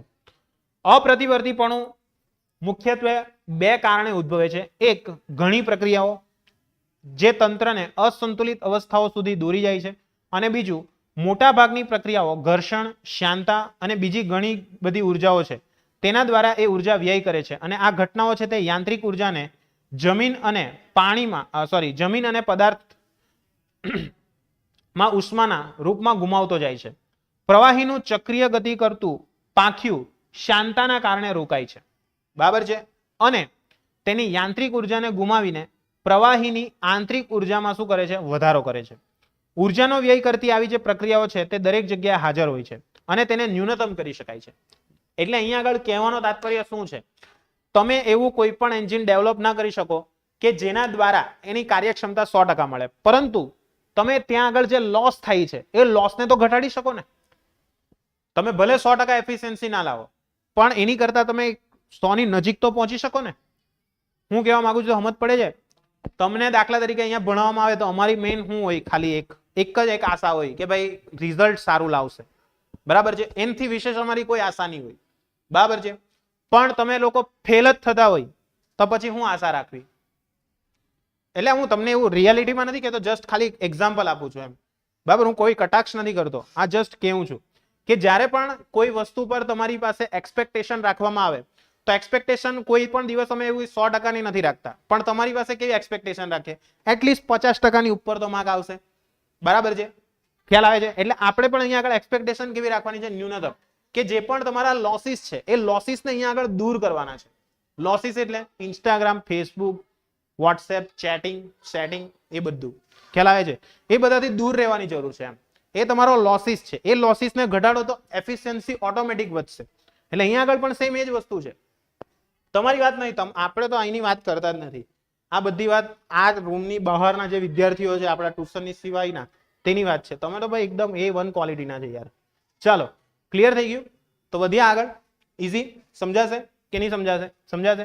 ચાલો, તમે તો બધી એક્ઝામ આપે યાર, તમને થોડી કહેવાય ગઈ. ચાલો, તો ઉર્જાનો વ્યય કરતી જે ઘટનાઓ છે, બરાબર છે, તે ઘણી બધી જગ્યાએ હાજર હોય છે અને તેમને ન્યૂનતમ કરી શકાય છે, પરંતુ બિલકુલ દૂર કરી શકાતી નથી. બરાબર? ભલે અહીંયાથી તમને ગમે તેટલું કહેવામાં આવે કે વોટ્સએપ નહીં વાપરો, ફેસબુક નહીં વાપરો, રીલ્સ નહીં બનાવો, બરાબર છે, પછી પેલું કરીને બધા ગમે તેમ સ્નેપચેટ, અત્યારે તો સ્નેપચેટ બહુ ચાલતું છે એમ કે બધું ડિલીટ થઈ જાય એમ કે, એટલે ચાલે એમ કે. બરાબર? એટલે સ્નેપચેટ બધા ગમે તેમ યુઝ કરતા હે. ક્લિયર? હા, ના, મેં જોયા છે એટલે કહું છું. બરાબર? એટલે સ્નેપચેટ બધા વાપરે. બરાબર? પણ એ છતાં પણ જુઓ, અહીંયા આગળ ઉર્જાનો વ્યય કરતી ઘટનાઓ દરેક જગ્યાએ હાજર છે, બધી જગ્યાએ હાજર છે, ઉર્જાનો વ્યય થાય છે ત્યાં, છતાં પણ આપણે ન્યૂનતમ કરી શકાય છે, છતાં પણ આપણે એને બિલકુલ દૂર કરી શકતા નથી. ભલે તમને એવું કહેવામાં આવે કે તમે મોબાઈલનો ત્યાગ કરી દેવું, કરીએ ના સર, લેસન એમાં આવે છે ને તમારું શું યાર ત્યાગ કરવાનું. ચાલો ખ્યાલ આવ્યો કે નહીં? ચાલો વધીએ આગળ. તો મોટા ભાગની જે પ્રક્રિયાઓ છે તે જેમની સાથે આપણે કાર્ય કરીએ છીએ તે અપ્રતિવર્તી હોય છે. એટલે એક વખત લત લાગી એટલે એ અપ્રતિવર્તી પ્રક્રિયા, જ્યાં સુધી એમ જોઈ નહીં કે કોનો મેસેજ આવ્યો ત્યાં સુધી આપણને અંદરથી એમ ફિલિંગ નહીં આવે કે વાંચવા બે. ખ્યાલ આવે છે? આપણી હાલત આવી છે ના, પોસ્ટ કરી હોય તો પહેલા ચેક કરે લાઈક કેટલી આવી. અબે લહણ લાઈક એ હું તા, બરાબર છે? પેલું કઈ ને કે ભાઈ એક સેન્ટેન્સ છે, મને અચાનક ભૂલાઈ ગયું યાર, જ્યારે બોલવાનું હોય ત્યારે આવે જ નહીં, બરાબર? એક સેન્ટેન્સ છે કે જ્યાં સુધી કોઈ વ્યક્તિ પોતાના ઉપર ઇન્વેસ્ટ નહીં કરશે ને, મીન્સ ખ્યાલ આવશે ને, જ્યાં સુધી કોઈ વ્યક્તિ પોતાના પર ઇન્વેસ્ટ નહીં કરે ને ત્યાં સુધી લોકો એને સર્ચ નહીં કરશે. એવું કંઈક છે સ્ટેટમેન્ટ, હું એક્ઝેક્ટ તમને યાદ આવે એટલે કહું. એક છે, મને અચાનક યાદ આવ્યું એટલે કહું છું. એટલે જ્યાં સુધી તમે પોતાનો સમય તમારા પર, બરાબર છે, ખર્ચ નહીં કરશો, હા યાદ આવી ગયું, જ્યાં સુધી કોઈ વ્યક્તિ પોતાનો સમય પોતાના પર ખર્ચ નહીં કરશે ત્યાં સુધી કોઈ વ્યક્તિ એને ગૂગલ પર સર્ચ નહીં કરશે. બરાબર છે? આ વસ્તુ યાદ રાખજો. એટલે જ્યારે તમારે ગૂગલ પર સર્ચ થવું હોય ને તો એના માટે તમારે આ કરવું પડશે. એ તાલી પાડવાથી કઈ નહીં થાય, કામ કરવું પડે ભાઈ. તાલી તો બધા જ ઠોકી જાય, હે બરાબર, કે બહુ જોરદાર સર, જોરદાર એકદમ, બરાબર, પણ એનું કઈ નહીં, અહીંયા કામ કરો. ખ્યાલ આવે છે? એટલે આ ધ્યાનમાં રાખવાનું છે. ચાલો વધીએ આગળ. ક્લિયર થઈ ગયું? ડાઉટ છે કઈ? નથી ને? એટલે સમયનો ખર્ચ આમાં થવો જોઈએ. તમારો બધો લોસીસમાં જાય છે, બસ લોસીસ. એકલું કે બસ એન્જોયમેન્ટ ના કરો, ના નથી પડતો, તમે તો બહુ ઓછું એન્જોય કરે, બરાબર? અમારા જેવા બહુ કરતા છે હારા, અમારે કરવાનું છે ઓછું. તો જે પ્રક્રિયા ઉલટાવી શકાય કે જે બંને તંત્ર અને પરિસર અને વિશ્વ બીજે ક્યાંય કોઈ પણ જાતનો ફેરફાર વગર તેમની પ્રારંભિક અવસ્થા સુધી તે પહોંચી શકે, તો આ પ્રક્રિયાને આપણે પ્રતિવર્તી પ્રક્રિયા કહી શકશું. એટલે ઇનિશિયલ થી ફાઇનલ પર ને ફાઇનલ પરથી ફરી પાછા ઇનિશિયલ પર આવે, બરાબર છે? ક્લિયર છે? ઇનિશિયલ થી ફાઇનલ ને ફાઇનલ થી ઇનિશિયલ, બરાબર છે? સમજ પડે છે ને? ઇનિશિયલ થી તમે ફાઇનલ પર ગયા, ફાઇનલ થી ફરી પાછા જો તમે ઇનિશિયલ પર આવી શકો તો એનો મતલબ તમારા માટે પ્રતિવર્તી પ્રક્રિયા શક્ય છે. સર અમારી સ્કૂલમાં આર્ટ્સ વાળા કરતા સાયન્સ વાળા સ્ટુડન્ટ બહુ ખરાબ. ભાઈ સાયન્સ વાળા સૌથી બેકાર માણસ હોય, તમને સાચું કહું, બરાબર છે? આ રિયાલિટી છે, બરાબર છે? હું પોતે સાયન્સ નો સ્ટુડન્ટ હતો એક સમયે, બરાબર, હજુ બી છું જ. ક્લિયર? એટલે એ તો ચાલ્યા જ કરે. સાયન્સ વાળા એક નંબરના ડેશ હોય, બરાબર? આ યાદ રાખજો, બરાબર? ડેશ ની ઉપરના મોટા મોટા ડેશ ને એટલા માટે જે કંઈ કરી શકે. ખ્યાલ આવે છે? ચાલો ક્લિયર છે? સાયન્સ વાળા બહુ ખરાબ હોય ભાઈ. મારા વખતના સ્ટુડન્ટ એટલા ડેન્જર હતા કે તમે વાત જવા દો. એમાં હું એક તમારી સામે લાઈવ એક્ઝામ્પલ. ખ્યાલ આવે છે? સ્કૂલનું જે મેં નુકસાન કર્યું છે, બરાબર, ચાલો નથી હવે સ્વીકારવું, ખોટું રેકોર્ડિંગ ચાલે છે, બહુ નુકસાન કર્યું. ફી કરતા તો મેં એમાં નુકસાનથી વસેલેલું છે, બરાબર. ચાલો કઈ નહીં, વધ્યા. ક્લિયર છે? બહુ ખરાબ હોય ભાઈ. આર્ટ્સ વાળા કરતા સાયન્સ વાળા બહુ ખરાબ, કારણ કે એને અંદરથી ઈગો હોય એમ. સાયન્સ લીધું હું તા, આર્ટ્સ વાળો નીકળ એમ, એવું ના, બરાબર? ખ્યાલ આવે છે? પછી અહીંયા માઇન્ડ ખસકે ને ત્યારે આર્ટ્સ વાળા પાસે જવું પડે, સાયકોલોજી વાળા પાસે, એમ શાંતિથી. પછી એ તમારું એમ એનાલિસિસ કરે, શું થયું ભાઈ? કઈ નહીં, આર્ટ્સ વાળાને બહુ ગાઢ દેતો એટલે તારી પાસે આવવું પડ્યું. ખ્યાલ આવ્યો? સાયકોલોજી વાળા પાસે જવું પડે પછી. ચાલો વધીએ આગળ. એટલે આપણે ભાઈ અપ્રતિવર્તીમાંથી પ્રતિવર્તીપણું દાખલ કરાવવું પડશે. ભલે તમારી ટેવ હોય, લત લગી ગઈ હોય, બરાબર છે? ખ્યાલ આવે છે? તમને સોંગ યાદ આવતું હોય કે મુझे तो तेरी लत लग गई, બરાબર છે? હા, તો એ જે સોંગ છે તેને ફરી પાછું રિવર્સ કરવાની જરૂર છે, બરાબર છે? કે ભાઈ એ લતને ઉડાડવી પડશે. ક્લિયર છે? સમજ પડે છે કે નહીં? ક્લિયર? હા, એટલે ધ્યાન રાખજો. તો આ પ્રક્રિયા પ્રતિવર્તી તો છે જ. જો તે ક્વોસાઈ સ્ટેટિક હોય તો તેમાં કોઈ પણ ઉર્જા વ્યય કરતી નથી, બરાબર છે? દાખલા તરીકે એક આદર્શ વાયુનું ખસી શકે તેવા પિસ્ટન દ્વારા નળાકાર પાત્રમાં ક્વોસાઈ સ્ટેટિક સમતાપી વિસ્તરણ કે પ્રતિવર્તી પ્રક્રિયા છે. એટલે ક્વોસાઈ સ્ટેટિક પ્રક્રિયા એ તમારી કેવી પ્રક્રિયા છે? પ્રતિવર્તી પ્રક્રિયા છે, બરાબર છે? એના સિવાય પ્રતિવર્તી પ્રક્રિયા શક્ય નથી. સમજ પડશે બધાને કે નહીં પડશે? પડશે. કઈ પણ ડાઉટ, ક્વેરી, ક્વેશ્ચન નથી ને? એટલે પ્રતિવર્તી પ્રક્રિયા ખાસ ધ્યાનમાં રાખજો. ચાલો કોઈ ફોર્મમાં નથી, અહીંયા ધ્યાન આપ. ચાલો ક્લિયર થઈ ગયું? નેક્સ્ટ છે આપણે થર્મોડાયનેમિક્સ વિશે વાત કરીએ. થર્મોડાયનેમિક્સ બરાબર છે. તો થર્મોડાયનેમિક્સમાં શા માટે પ્રતિવર્તીપણું એ પાયાનો સિદ્ધાંત છે. તો આપણે જોયું તે મુજબ થર્મોડાયનેમિક્સનો એક હિત સંબંધ એ પણ છે કે ઉષ્માનું કાર્યમાં રૂપાંતરણ કેટલી ક્ષમતાથી થાય છે. તમે કેટલી ક્ષમતાથી રૂપાંતરણ કરી શકો છો. બરાબર છે. તો થર્મોડાયનેમિક્સના બીજા નિયમ દર્શાવે છે કે 100% કાર્યક્ષમતા વાળું હીટ એન્જિન હોવાની શક્યતા નથી, પરંતુ T1 અને T2 ટેમ્પરેચર ધરાવતા બે પરિસર વચ્ચે કાર્ય કરતા હીટ એન્જિનની મહત્તમ કાર્યક્ષમતા કેટલી હોઈ શકે. બરાબર છે. આપણે અહીંયા આગળ 100% નથી લાવવાના. મેં તમને સ્ટાર્ટિંગમાં જ કીધું કે આપણે 100%ની જરૂર જ નથી. બરાબર છે. પાસિંગ માર્ક એટલે કેટલા કે તમારા જે માર્ક્સ આવેલા છે અત્યાર સુધી એના કરતા 1 માર્ક્સ પણ વધારે આવ્યો ને તો એનો મતલબ હું મારી મહેનત સફળ એમ. એટલે એનો મતલબ હું તમારી કાર્યક્ષમતા વધારી શક્યો. બરાબર. પણ એનાથી પછી ડાઉન રિઝલ્ટ આવે પછી એમ કે હું શું કરું, કઈ નહીં, નીકળ લહણ. ખ્યાલ આવે છે. એટલે કહેવાનો તાત્પર્ય એવો છે અહીંયા આગળ કે ઉષ્મા એન્જિન કે કઈ પણ વસ્તુ છે તેની કાર્યક્ષમતા આપણે 100% ન લાવી શકીએ, પણ એની નજીક તો લાવી શકીએ. મીન્સ જેટલી એની કાર્યક્ષમતા છે તેના કરતા થોડીક તો આપણે શું કરી શકીએ, વધારી શકીએ. સમજ પડે છે કે નથી પડતી? પડે છે. એટલે આ વસ્તુને ધ્યાનમાં રાખવી જરૂરી છે. તો આદર્શ રીતે થતી જે પ્રક્રિયાઓ છે તેના માટે હીટ એન્જિનની કાર્યક્ષમતા મહત્તમ હોય છે. બાકીના બીજા એન્જિન જેમાં અપ્રતિવર્તી પ્રક્રિયાઓ સંકળાયેલી હોય છે તેમની કાર્યક્ષમતા આ મૂલ્યથી ઓછી હોય છે. બરાબર છે. બીજા બધા જે એન્જિન છે તેની ક્ષમતા આ જે ઉર્જા છે તેના કરતા કેવી જોવા મળશે, ઓછી જોવા મળશે. સમજ પડશે કે નહીં પડશે? પડશે. તો અહીં આપણી મોસ્ટ આઈએમપી એકદમ જબરજસ્ત એવી કાર્નોટ એન્જિનની થિયરી 5 માર્ક્સમાં મોસ્ટ આઈએમપી તમારી બીજી એક્ઝામમાં ગેરંટી સાથે કહું છું હશે ને હશે જ. બરાબર છે. બધાને જ, જેટલા પણ સ્કૂલ વાળા છે જેટલા પણ, તે બધાને ગેરંટી સાથે કહું છું હશે જ. બરાબર છે. 5 માર્કની મફતની ક્રિયા છે આ, ને આ પૂછાય તો લખી જ દેવાની આંખ બંધ કરીને. બરાબર છે. ક્લિયર છે. ચાલો તો સ્ટાર્ટ કરીએ. કાર્નોટ એન્જિન પપ્પુ પ્રક્રિયા છે, એકદમ ઈઝી છે. ક્લિયર. આખી લખાવાનો જ છું. બરાબર છે. લખાવજો એટલે હું અહીંયા બધું લખી દેવા, તમારે પીડીએફ માં લખી કાઢવાનું. બરાબર.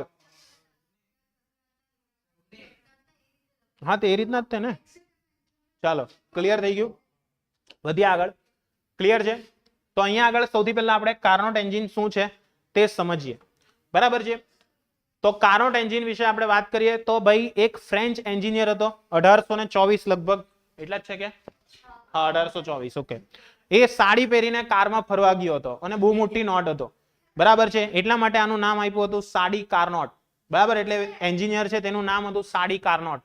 બરાબર છે. તેના નામ પરથી આ એન્જિનનું નામ આપવામાં આવ્યું હતું સાડી કાર્નોટ દ્વારા ડેવલપ થયેલું એન્જિન એટલે કાર્નોટ એન્જિન. બરાબર છે.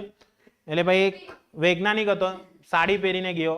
બરાબર છે. કારમાં બેઠો અને બહુ મોટી નોટ હતો એટલે એનું નામ હતું સાડી કાર્નોટ. બરાબર છે. ચાલો એટલા માટે યાદ રાખજો ભાઈ. બરાબર છે. યાદ રાખવાની ટેકનિક છે આ. મેં એવી રીતના યાદ રાખેલું. સાડી કાર્નોટ નામના વૈજ્ઞાનિકે ટ્રાય કરી હતી કે ભાઈ આ પ્રશ્નનો હલ શું લાવી શકીએ.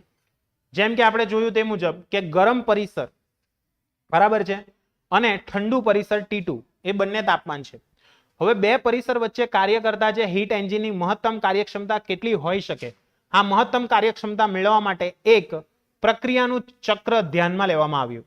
તેમાં એક ફ્રેન્ચ વૈજ્ઞાનિક હતા જેમનું નામ હતું એન્જિનિયર, જેમનું નામ હતું સાડી કાર્નોટ. એને આ પ્રશ્ન પર પ્રથમ ધ્યાન કેન્દ્રિત કર્યું અને અગત્યનું એવું એક ઉષ્મા અને થર્મોડાયનેમિક્સના પાયાના ચોકસાઈથી સ્થાપિત ન થઈ શક્યા હતા એ પહેલા કાર્નોટે સાચો જવાબ મળ્યો હતો. એટલે કાર્નોટ દ્વારા એ સૌથી પહેલો સાચો જવાબ મેળવાયો હતો. બરાબર છે. ક્લિયર છે. એટલે શોર્ટમાં કહેવાનો તાત્પર્ય એવો છે મારો કે કાર્નોટે એવું એન્જિન બનાવ્યું કે જેની કાર્યક્ષમતા કેટલી હોય, 100% હોય. બરાબર છે. એવું એક એને આદર્શ એન્જિન બનાવવાનો પ્રયત્ન કર્યો પેપર પર, રિયલમાં નહીં. ઓકે. આ બધું જે છે તે પેપર વર્ક છે. ઓકે. એમાં એને ઘણી બધી વસ્તુઓ ધારેલી છે. બરાબર છે. પેપર પર ધારેલું છે આ બધું. ક્લિયર. રિયલમાં આવું કોઈ એન્જિન નથી. ઘણા કે ઓ સર કઈ નહીં, મને કે એડ્રેસ આપો, 10 લાખ હું 50 લાખ આવે તો હું આપા, પણ એમ કે એન્જિન લાવો ના. બરાબર. એ પેપર પર શક્ય છે આ એન્જિન, રિયાલિટીમાં શક્ય નથી. ક્લિયર થઈ ગયું? શું થયું? મને કેવું નહીં ના, મને કેવું નહીં કેવાય એવું નહીં.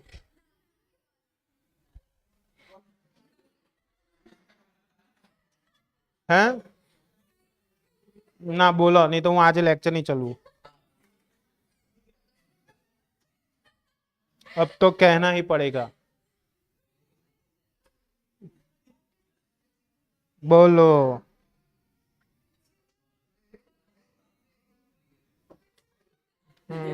चलो बस।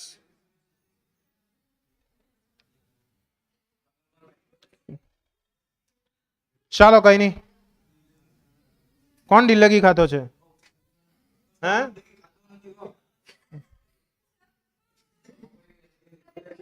અલા તારું દિલ તો લાગી ગયેલું હોય, પછી ડિલ્લગી ખાવાની શું જરૂર છે લા? ચાલો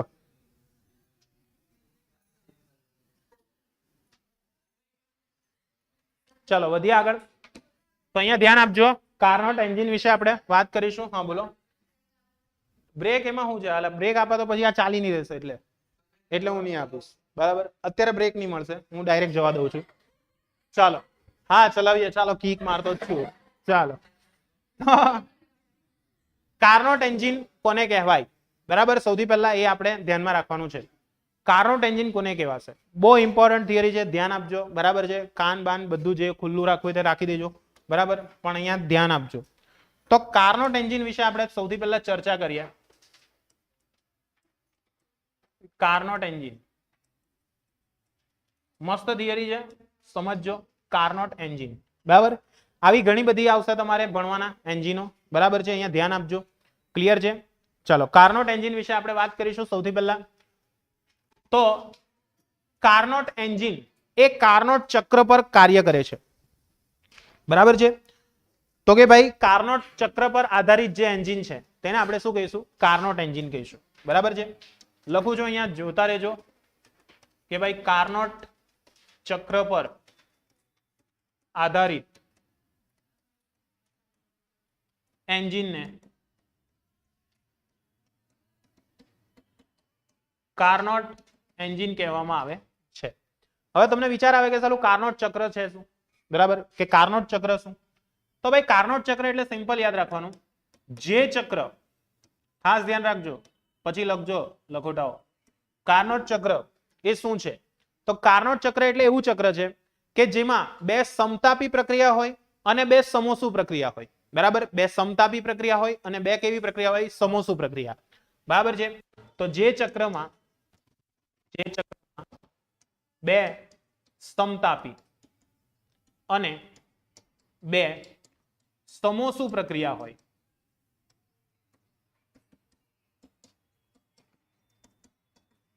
તેવા ચક્રને કાર્નોટ ચક્ર કહેવામાં આવે છે.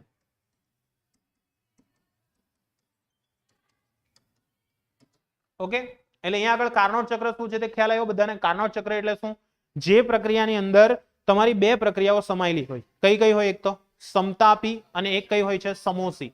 બરાબર છે, એટલે સમતાપી અને સમોસ્મી એવી બે બે પ્રક્રિયાઓ અહીંયા આગળ હાજર હોય. બરાબર છે, તેને આપણે શું કહીશું? કાર્નોટ ચક્ર કહીશું. એટલે ટોટલ અહીંયા કેટલી પ્રક્રિયાઓ છે? 4. હવે તમને વિચાર આવે કે સર સમતાપી 2 જ શા માટે લીધી, સમોસુ 2 શા માટે લીધી? તો સમતાપીની અંદર એવી પ્રક્રિયા છે કે જેમાં એકમાં થશે સંકોચન અને એકની અંદર થશે વિસ્તરણ. એટલા માટે ટોટલ કેટલી પ્રક્રિયા છે? 2 પ્રક્રિયા છે. બરાબર છે, હવે આખી પ્રોસેસ થાય છે કઈ રીતના તે પણ હું સમજાવું છું, ધ્યાન આપો. બરાબર છે, બધું આવડી જશે. ક્લિયર છે? કોઈને પણ કઈ ડાઉટ છે તો પૂછતા રહેજો. નથી ને? ઈઝી છે? ક્લિયર છે? ચાલો, તો અહીંયા આગળ એના માટે કેટલીક ધારણાઓ કરવામાં આવેલી છે. બરાબર છે, એના માટે પહેલા કેટલીક ધારણાઓ કરવામાં આવેલી છે. તે બધી ધારણાઓ તમારે યાદ રાખવાની છે. પહેલી ધારણા કઈ છે? તો પહેલી ધારણા એવી છે કે અહીંયા જે પણ પિસ્ટન છે, બરાબર છે, અહીં પિસ્ટન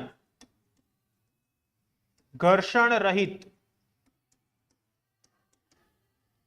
અહીં પિસ્ટન ઘર્ષણ રહિત ફરી શકે તેવો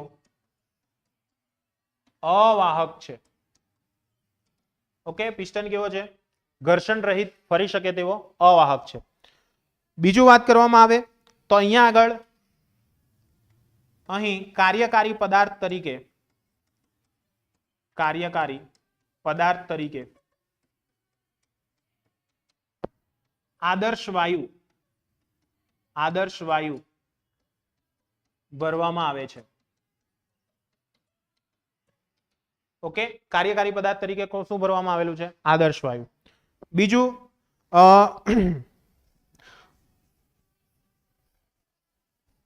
બીજું શું લખી શકીએ?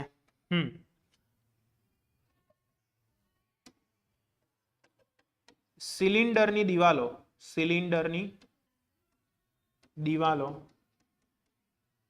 અવાહક છે. સિલિન્ડરની દિવાલો કેવી છે? અવાહક છે. બરાબર છે. જ્યારે સિલિન્ડરનું તળિયું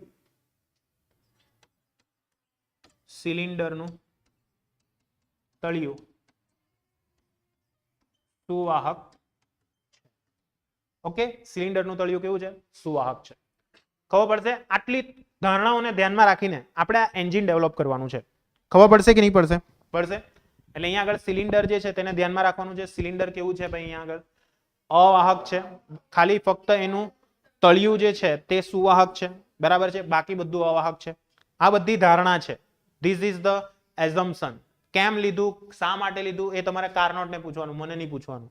બરાબર. એને સ્ટાર્ટિંગ થી જ તે પહેલા આવી ધારણા આપી છે કે તમારી પાસે જે એન્જિન તમારે ડેવલપ કરવું હોય તો આ ટાઈપનું મારી જેવું એન્જિન ડેવલપ કરવું હોય તો તમારે સૌથી પહેલા આટલી બધી વસ્તુઓને ધ્યાનમાં રાખવી પડશે. ત્યાર પછી તમે એની કાર્યક્ષમતા શું કરી શકો છો? ગણી શકો છો. ઓકે, સમજ પડશે કે નહીં પડશે? પડશે. ચાલો,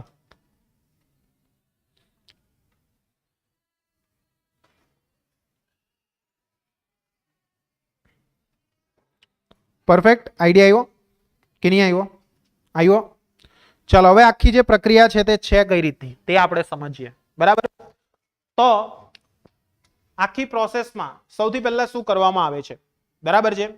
તો સૌથી પહેલા જ્યારે પણ કોઈ પાત્રને ધ્યાનમાં લેવામાં આવે છે, બરાબર છે, તો પાત્ર તરીકે આપણે લઈએ છીએ સિલિન્ડર. આ એક સિલિન્ડર છે જેની અંદર આપણે શું ભરવામાં આવેલો છે? આદર્શ વાયુ ભરવામાં આવેલો છે. શું ભરવામાં આવેલો છે ભાઈ? આદર્શ વાયુ.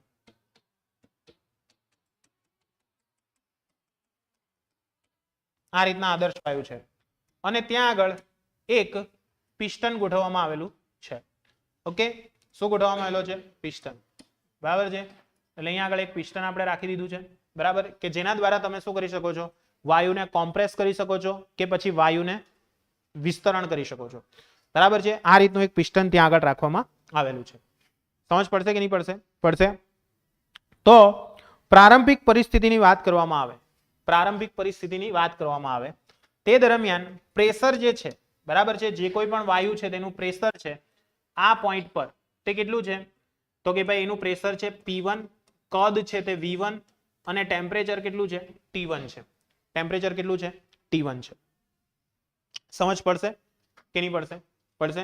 એટલે પ્રેશર કેટલું છે? P1 છે. બરાબર છે. ત્યાર પછી શું છે? વોલ્યુમ જે છે, વોલ્યુમ એટલે કે આનું કદ છે તે V1 છે અને ટેમ્પરેચર કેટલું છે? T1 છે. અને આ બધું ક્યાં થાય છે? આ બધું ક્યાં થાય છે? તો કે ભાઈ પાત્રની અંદર થાય છે. અને પાત્રની અંદર શું ધ્યાનમાં રાખવાનું છે? આજુબાજુની જેટલી પણ જગ્યાઓ છે તે કેવી છે? અવાહક છે. કેવી છે ભાઈ? અવાહક. ખબર પડે છે કે નથી પડતી? પડે છે. એટલે આખી બધી વસ્તુઓ કેવી છે? અવાહક છે. સમજ પડી કે નહીં પડી? પડી? ડાઉટ છે કઈ? નથી ને?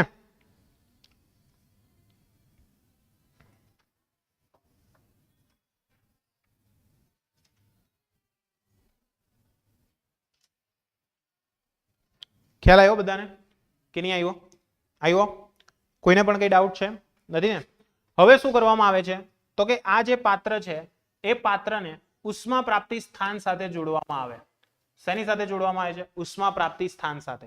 ઉષ્મા પ્રાપ્તિ સ્થાન એટલે શું? ત્યાંથી એ પોતે શું મેળવશે? ઉષ્મા મેળવશે.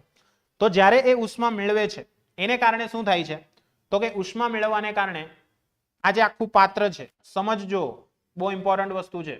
બરાબર છે. આખું જે પાત્ર છે એનું શું થાય છે તે આપણે સમજવાનું છે. અલા, પાત્ર જ ઉડા લખ્યું હતો. રૂકો.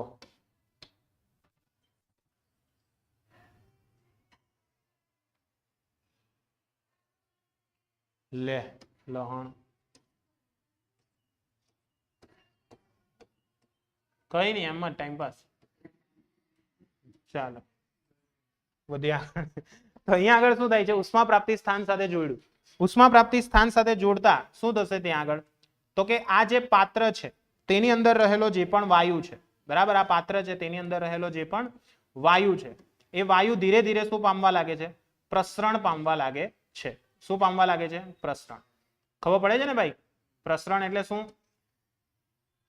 સિમ્પલ વિચારો, સમતાપી પ્રક્રિયા છે, પ્રસરણ થાય. પ્રસરણ થાય એટલે શું થશે? એનું કદ વધશે કે ઘટશે? વધશે. ને પ્રેશર શું થશે? વધશે કે ઘટશે?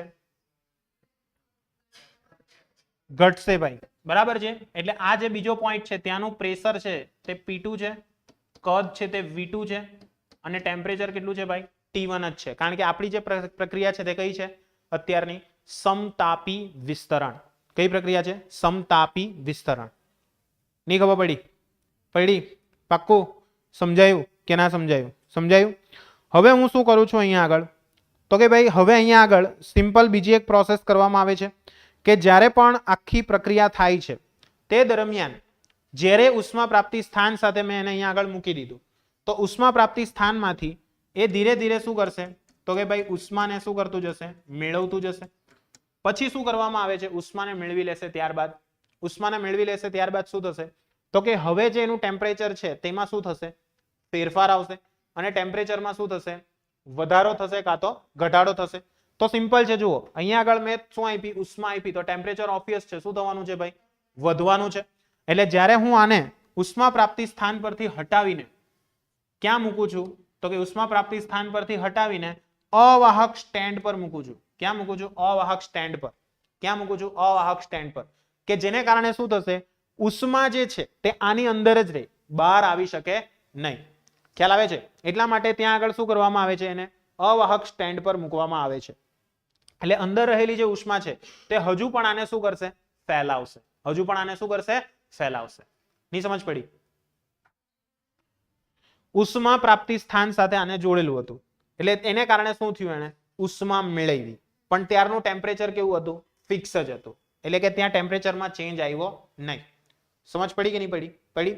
એને કારણે શું થયું? એનું કદ જે છે એ કદ શું થઈ ગયું? ત્યાં આગળ વધી ગયું. કદની અંદર શું થયો? ફેરફાર થયો. પ્રેશરની અંદર પણ શું થયો? ફેરફાર થયો. હવે શું કરવામાં આવે છે? તો કે આને કાઢી નાખ્યું ને આને ક્યાં મૂકી દીધું? અવાહક સ્ટેન્ડ પર. એટલે હવે શું થવાનું? કોઈ પણ ઉષ્માની ટ્રાન્સફર થવાનું ત્યાં આગળ? તો કે ઉષ્માનું ટ્રાન્સફર થશે નહીં. એટલે અંદરની ઉષ્મા કેવી રહેશે? અંદર જ રહેશે. એને કારણે ધીરે ધીરે તાપમાનમાં શું થશે? વધારો થશે. એટલે અહીંયા આગળ તાપમાન શું થશે? બદલાશે. તાપમાન બદલાય એટલે કદમાં શું થશે? વધારો થશે. કેમ કદમાં વધારો થવાનો? કે વાયુ લીધેલો છે, વાયુના તાપમાનમાં ફેરફાર કરશો એટલે કદ વધશે. યાદ છે ને? અને પ્રેશર શું થશે? ઘટશે. તો માની લો કે અહીંયા જે પોઈન્ટ છે ત્યાં આગળ એનું પ્રેશર છે તે P3 છે, કદ V3 છે અને ટેમ્પરેચર T2 છે. ટેમ્પરેચર કેટલું છે? T2 છે. ની ખબર પડી? પડી? હેલો, હું કરતા છે સમજ પડે છે? અત્યારે આ ફક્ત તમને પ્રેક્ટિકલ બતાવું છું. હવે આની થિયરી હજુ લખી નથી. થિયરી હજુ કેવી રીતના લખવાની? આ લખવાનું છે પણ એ કઈ રીતના લખવાનું તે સમજાવું પછી. ક્લિયર? અત્યારે હું તમને પ્રેક્ટિકલ સમજાવું છું કે આપણે પ્રેક્ટિકલી કરવાનું શું છે. હવે શું કરવામાં આવે છે? તો કે ભાઈ આ બધું કામ પહીતું. હવે હું ધારો કે આ પિસ્ટન દ્વારા પિસ્ટનને શું કરું છું? તો કે ભાઈ એને કાર્ય કરાવું છું. કાર્ય કરાવીને આનું શું કરું છું? પ્રેશર વધારું છું.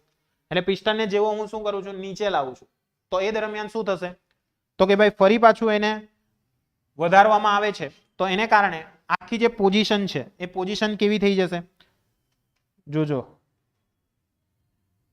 યસ, ઇધર.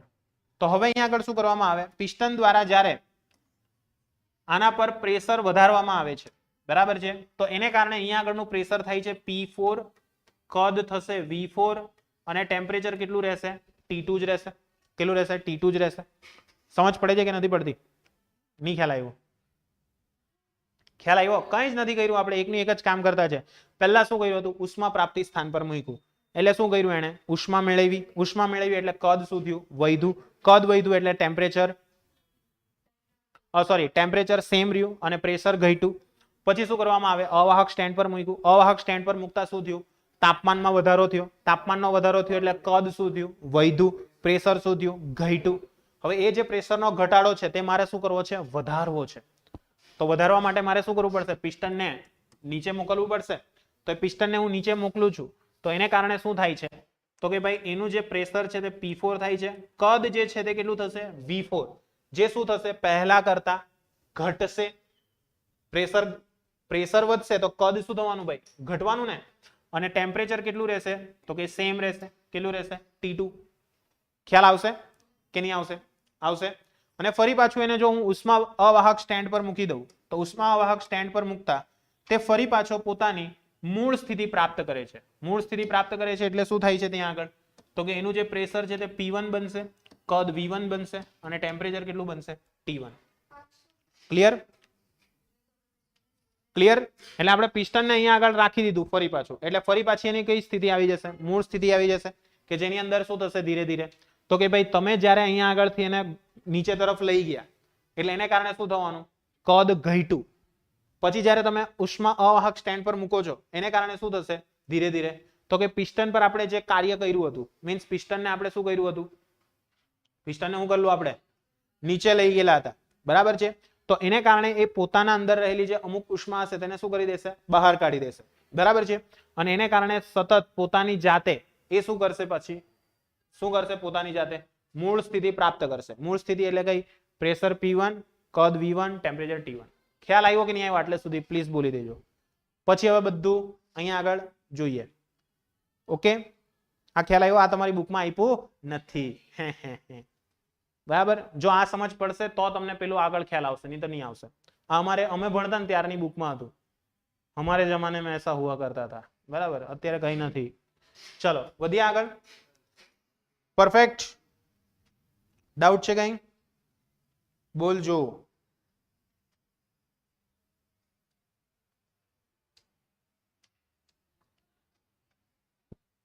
ક્લિયર છે? યસ. તો હવે વધીએ આગળ. તો હવે અહીંયા સ્ટાર્ટ થાય છે મેઇન થિયરી બરાબર છે. અત્યાર સુધી જે તમને ડિસ્કસ કર્યું તે તમારે ખાસ ધ્યાનમાં રાખવાનું છે. હવે આપણે મેઇન વસ્તુ સ્ટાર્ટ થાય છે અહીંયાથી કાર્નોટ એન્જિન કઈ રીતના લખવાનું. તો કાર્નોટ એન્જિનની અંદર મુખ્ય 4 પ્રતિવર્તી પ્રક્રિયાઓનો ઉપયોગ થાય છે. કેટલી પ્રક્રિયાઓ? ટોટલ 4. પણ કેવી છે? પ્રતિવર્તી છે. આ વસ્તુ ધ્યાનમાં રાખજો. એટલે આપણે હજુ એક એઝમ્પશન કરવાનું છે. શું કરવાનું છે કે અહીં દરેક પ્રક્રિયાઓ કેવી છે? કેવી છે ભાઈ? પ્રતિવર્તી પ્રક્રિયાઓ છે. ખ્યાલ આવશે ને? દરેક પ્રક્રિયાઓ કેવી છે ભાઈ? પ્રતિવર્તી પ્રક્રિયાઓ છે બરાબર. તો અહીંયા લખી દઈએ કે કાર્નોટ એન્જિન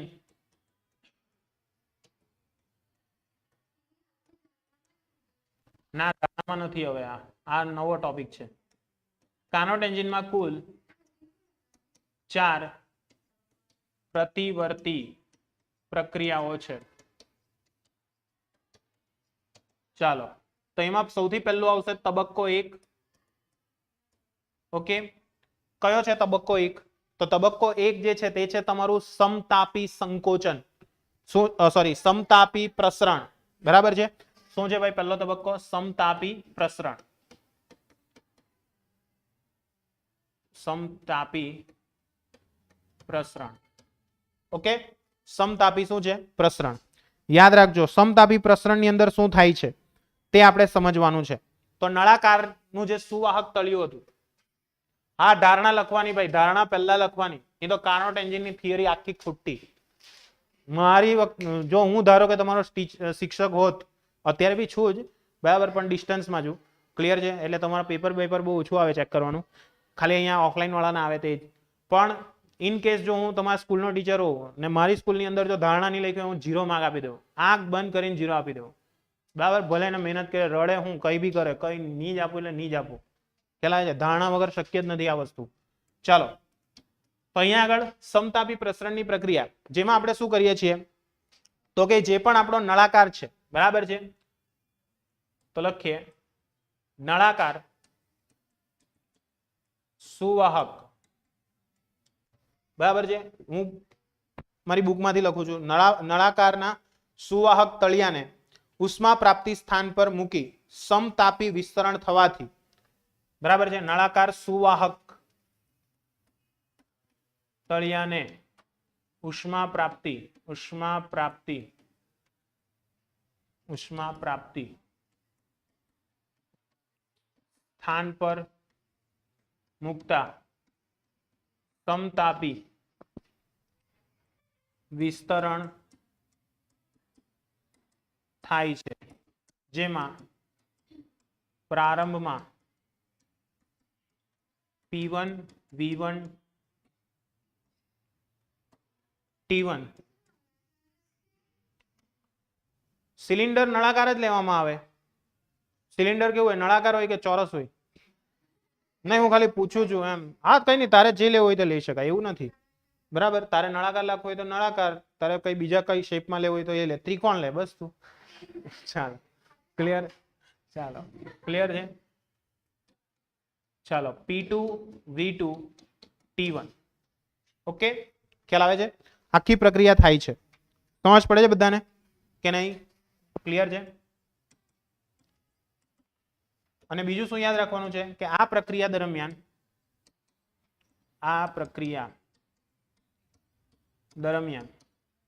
શું થશે ભાઈ? આ પ્રક્રિયા જે થાય છે ત્યારે ઉષ્મા પ્રાપ્તિ સ્થાનમાંથી Q1 જેટલી ઉષ્માનું શોષણ થાય છે. આ પ્રક્રિયા દરમિયાન ઉષ્મા પ્રાપ્તિ સ્થાનમાંથી Q1 જેટલી ઉષ્માનું શોષણ થાય છે. ઓકે, Q1 જેટલી ઉષ્મા છે તેનું શું થશે? શોષણ થશે. ક્લિયર છે? તો આપણી કઈ પ્રક્રિયા થઈ અહીંયા? સમતાપી પ્રક્રિયા થઈ. તો સમતાપી પ્રક્રિયા કરાવવા માટે મારે કાર્ય કરવું પડશે. તો એ કાર્ય કેટલું હશે?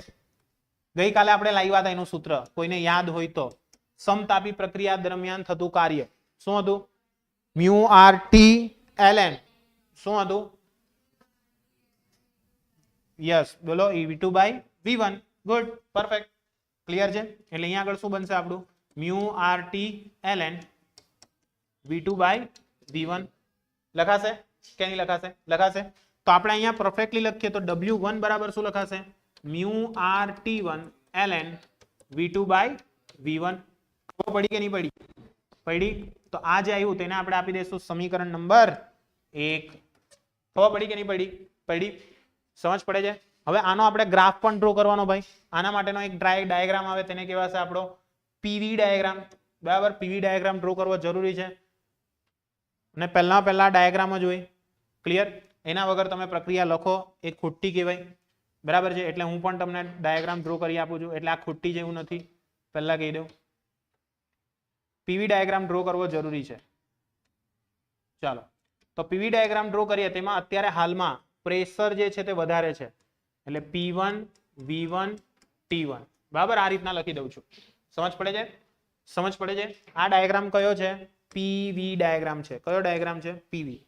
એટલે અત્યારે પ્રેશર કેટલું છે? આ પોઈન્ટ પરનું 1 નંબરનો પોઈન્ટ છે, તેના પરનું પ્રેશર કેટલું છે? P1 V1 અને ટેમ્પરેચર T1.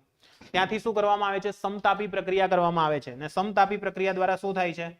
તો કે ભાઈ એ ડિક્રીઝ થાય છે અને ક્યાં પહોંચે છે?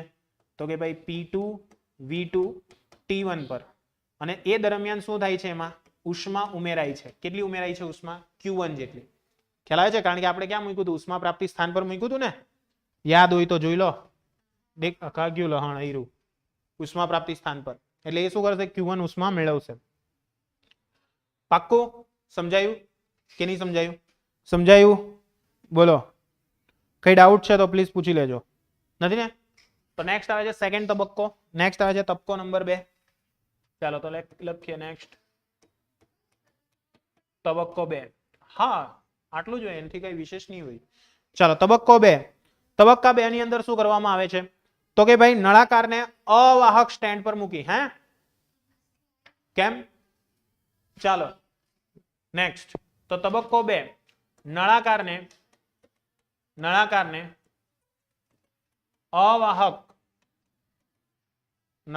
અવાહક સ્ટેન્ડ પર મૂકતા તેમાં શું થશે ભાઈ? તો કે ભાઈ ધીરે ધીરે સમોષ્મી પ્રસરણ થશે. તેમાં સમોષ્મી પ્રસરણ દ્વારા પ્રક્રિયા P2 V2 T1 થી P3 V3 T2 બરાબર છે કેટલી બનશે P3 V3 T2 થાય છે ઓકે P3 V3 T2 થાય છે સમજ પડશે કે નહીં પડશે પડશે એટલે આખી પ્રક્રિયાની અંદર શું થયું તે જુઓ તો કે ભાઈ P3 V3 T2 થયું એટલે P3 એને કારણે શું થયું પ્રેશર ડાઉન થયું એટલે અહીંયા આગળ આવો ગ્રાફ આવશે ક્લિયર એટલે આ 2 નંબરનો પોઈન્ટ અહીંયા 3 નંબરનો પોઈન્ટ અહીંયા શું લખાશે P3 V3 T2 ઓકે અને વિસ્તરણ થયું એટલે માટે ટેમ્પરેચર શું થવાનું ભાઈ અહીંયા આગળ ડિક્રીઝ થવાનું ખ્યાલ આવે છે સમજ પડે છે કે નથી પડતી પડે છે ચાલો એટલે એરિયા પ્રક્રિયા થઈ તો આ પ્રક્રિયા કઈ છે સમોષ્મી પ્રસરણ પ્રક્રિયા છે તો સમોસુ પ્રક્રિયા માટે કરવું પડતું કાર્ય કોઈ કહેશો સમોષ્મી પ્રક્રિયા માટે કરવું પડતું કાર્ય કેટલું આવશે સમોષ્મી પ્રક્રિયા માટે કરવું પડતું કાર્ય યસ ગુડ પરફેક્ટ એટલે અહીંયા આગળ ગઈકાલે ચલવેલી તે બધી પ્રક્રિયા કામ લાગશે બરાબર નહીં આવ્યો હોય તો બધું ઉડ ગયે તો તે થઈ જાય તો શું આવશે અહીંયા આગળ મ્યુ આર કાઉન્સમાં T1 માઇનસ T2 છેદમાં ગામા માઇનસ 1 મ્યુ આર કાઉન્સમાં T1 માઇનસ T2 છેદમાં શું આવશે ગામા માઇનસ 1 ચાલો ક્લિયર થઈ ગયું એટલે આને આપણે આપી દઈશું સમીકરણ નંબર 2 એટલે બીજો તબક્કો ક્લિયર બધાને કે નહીં થયો થઈ ગયો એકદમ પપ્પુ છે કઈ જ નથી આવડશે કે નહીં આવડશે આવડશે હાય ક્લિયર છે અને આ કાર્ય કોના દ્વારા થયું આપણા દ્વારા થયું કે વાયુ દ્વારા થયું આ કાર્ય કોના દ્વારા થયું આપણે કઈ કાર્ય કરવું પડ્યું ત્યાં આપણે તો ખાલી અવાહક સ્ટેન્ડ પર મૂક્યું એટલે આ જે આખું કાર્ય થયું તે કોના દ્વારા થયું વાયુ દ્વારા એટલે અહીંયા ખાસ કાઉન્સમાં લખી દઉં છું કે અહીં આ કાર્ય વાયુ દ્વારા થાય છે કોના દ્વારા થાય છે વાયુ દ્વારા થાય છે ખાસ ધ્યાન રાખજો બરાબર છે કારણ કે જો આપણે કાર્ય કરશું તો એ કાર્ય કેવું કહેવાશે નેગેટિવ કહેવાશે એના જાતે કાર્ય થાય તો એ કેવું કહેવાશે પોઝિટિવ હું પણ તમને ધક્કા માર્યા જ કરું ઘડીએ ઘડીએ નથી મારવા પડતા આ તો ખાલી કહું છું બરાબર છે તમને ઘડીએ ઘડીએ કેવું માં ખારા લાવો એક્ઝામ આપો એવું ક્યાં કરું તો એ મારા માટે નેગેટિવ કાર્ય થયું પણ તમે જો જાતે સામેથી જ એક્ઝામ આપતા હોય તો એ તમારા માટેનું પોઝિટિવ કાર્ય છે તમે તો આપો જ છો તમારી થોડી વાત થઈ ગઈ આ તો બીજાની વાત છે બરાબર ચાલો તો એના માટે આપણે લઈશું તબક્કા નંબર કયો નેક્સ્ટ છે આપણો તબક્કો 3 ચાલો તબક્કો 3 ચાલો તબક્કો 3 તો તબક્કા 3 ની અંદર શું થાય છે તો તબક્કો 3 જે છે તે છે સમતાપી સંકોચન બરાબર છે આનું નામ શું છે સમતાપી સંકોચન ને આ જે તબક્કો હતો તેનું નામ શું હતું સમોસુ વિસ્તરણ ઓકે આને શું કહેશું સમોસુ વિસ્તરણ ખ્યાલ આવશે ને વિસ્તરણ અથવા પ્રસરણ જે લખો તે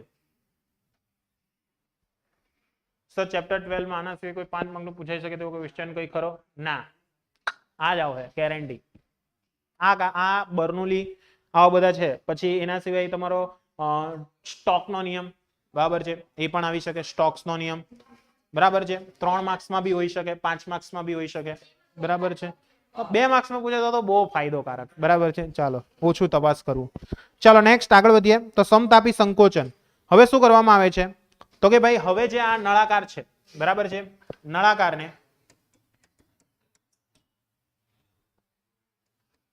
તળિયે ઠારણ વ્યવસ્થા ગોઠવતા પ્રક્રિયા શું થશે ત્યાં આગળ પ્રક્રિયાની અંદર તો કે ભાઈ P3 V3 T2 થી કેટલી જશે ભાઈ P4 V4 T1 નહીં T1 જશે નહીં T2 જ આવશે T2 પ્રક્રિયા થાય છે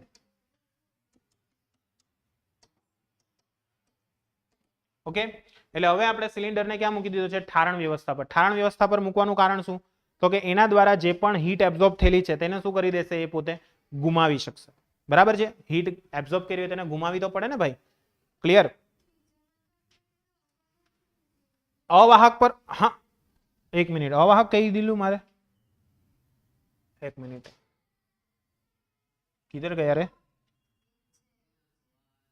हाँ आयरू भाई, अहियां આગળ सॉरी मारी भूल है, इधर अपन ने भूल किया है। अरे लास्ट वाळું નથી આયરું, આ છે અત્યારે આપણે મૂક્યું તે તો આ સ્ટેપ પતી ગયો। હવે એના પછીનો સ્ટેપ છે અવાહક સ્ટેન્ડ ને આપણે કાઢી મૂક્યું, બરાબર છે। હવે અવાહક સ્ટેન્ડ ને કાઢીને અહીંયા શું મૂકવામાં આવે છે? ઠારણ વ્યવસ્થા।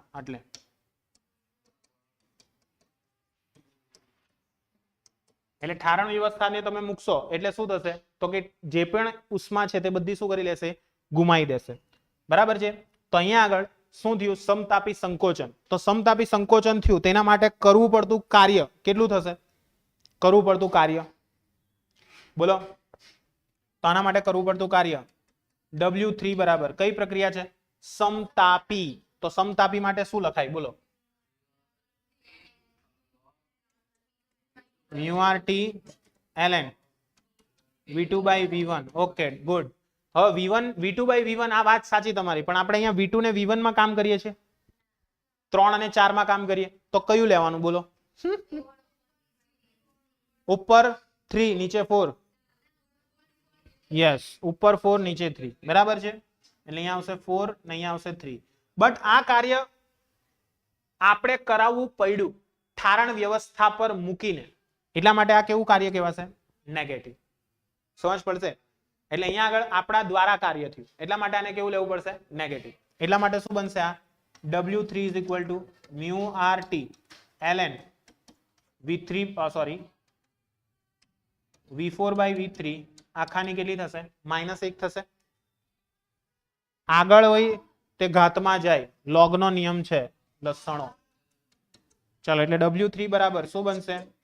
μRT ln આ જે છે તેનું શું થઈ જશે? અલ્ટુ પલ્ટુ થઈ જશે, એટલે શું થઈ જશે? V3 by V4। હા બોલો, ના ના બોલો, ના ના બોલો જ હવે, બરાબર છે। આજ કહેતા હતા સર બુકમાં 3/4 છે, તમે કાંથી લઈ આવ્યા? બરાબર છે ભાઈ, રૂકો જરા, સબર કરો, બરાબર છે, બધું આવશે। બુકમાં કઈ આપ્યું નથી, ડાયરેક્ટ બધું જવા દીધું છે ગમે તેમ। ખ્યાલ આવ્યો કે નહીં આવ્યો? નહીં સમજ પડતી ને? અનન્યા જા તને જ કેવું છું। ચાલો ક્લિયર થઈ ગયું? એટલે આ વસ્તુ ધ્યાનમાં રાખવાની છે। નેક્સ્ટ તબક્કો જોઈશું આપણે। નેક્સ્ટ કયો છે? ચોથો તબક્કો। ચાલો ચોથો તબક્કો કયો આવશે? ચોથો તબક્કો સમતાપી વિસ્તરણ। ચાલો તબક્કા નંબર 4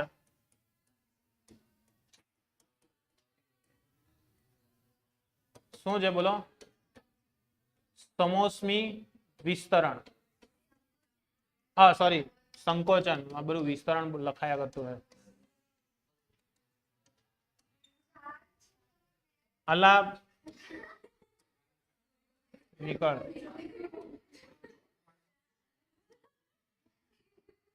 IV, હા ચાલો ક્લિયર છે? ના ગઈ નહીં હજુ IV। ચાલો ક્લિયર છે? IV એટલે ચોથું એમ લખાય। હે ભગવાન, ક્લિયર થયું? ચાલો હવે આપણે શું કરીએ છીએ તો કે ભાઈ હવે નળાકારને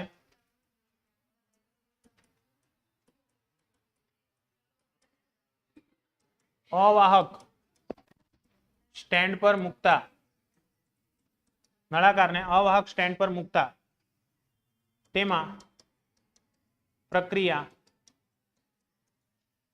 P4 V4 T2 થી ક્યાં જશે? P1 V1 T1 થાય છે। P1 V1 T1 થાય છે, સમજ પડશે? તો આના માટે કેટલું કાર્ય કરવું પડશે કોઈ કહેશો? W4 μR કૌંસમાં T2 માઇનસ T1 છેદમાં ગામા -1। પણ અહીંયા આપણે શું કર્યું છે? આપણા દ્વારા કાર્ય કર્યું છે એટલા માટે શું આવશે? માઇનસ। ઓકે, એટલા માટે શું થશે અહીંયા એટ ધી એન્ડ બોલો? μR કૌંસમાં T1 માઇનસ T2 છેદમાં ગામા -1। ખબર પડી કે નહીં પડી? પડી? હે સમજાણું? ચાલો કે નહીં સમજાણું? સમજાણું? ચાલો સમજાણું। એટલે આપણું કાર્ય મળ્યું. આને આપીએ ચોર 4 નંબર. ખબર પડશે? બોલજો સર ચેપ્ટર 9 થી 13 માં 2 અને 3 માર્ક્સના આઈએમપી ક્વેશ્ચન કહેજો ને. હા ભાઈ, હમણાં આઈએમપી ની હું મોકલી દઈશ પીડીએફ. બરાબર, આજે જરાક ફ્રી થયો છું, આજે મોકલી આપીશ. બરાબર, પીડીએફ બધી ગઈ વખતે મોકલેલી હતી તે રીતની. ક્લિયર? ચાલો, મોકલેલી કે ગઈ વખતે?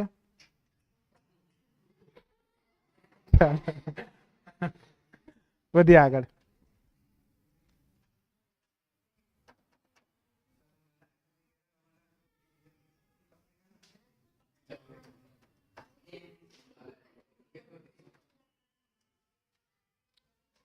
ચાલો, ઈઝી છે. એટલે સુધી ખ્યાલ આવ્યો? કઈ પણ ડાઉટ છે તો પ્લીઝ પૂછજો. ઓકે,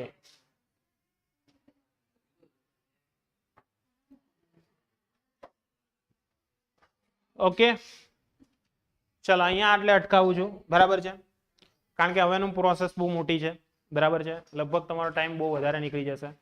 અહીંયા અટકાવું છું. બરાબર છે, નેક્સ્ટ આગળ પછી જોઈએ. આટલું ક્લિયર થયું ને? અહીંયાથી કાલે કન્ટિન્યુ કરશું. અડધેથી નહીં આવશે, કાલે આખું પૂરેથી જ આવશે.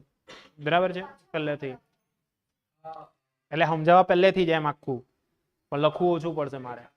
ચલો, ક્લિયર થઈ ગયું? આજે આટલું રાખીએ. ચલો, બીજો કોઈ ડાઉટ હોય તો પ્લીઝ પૂછજો.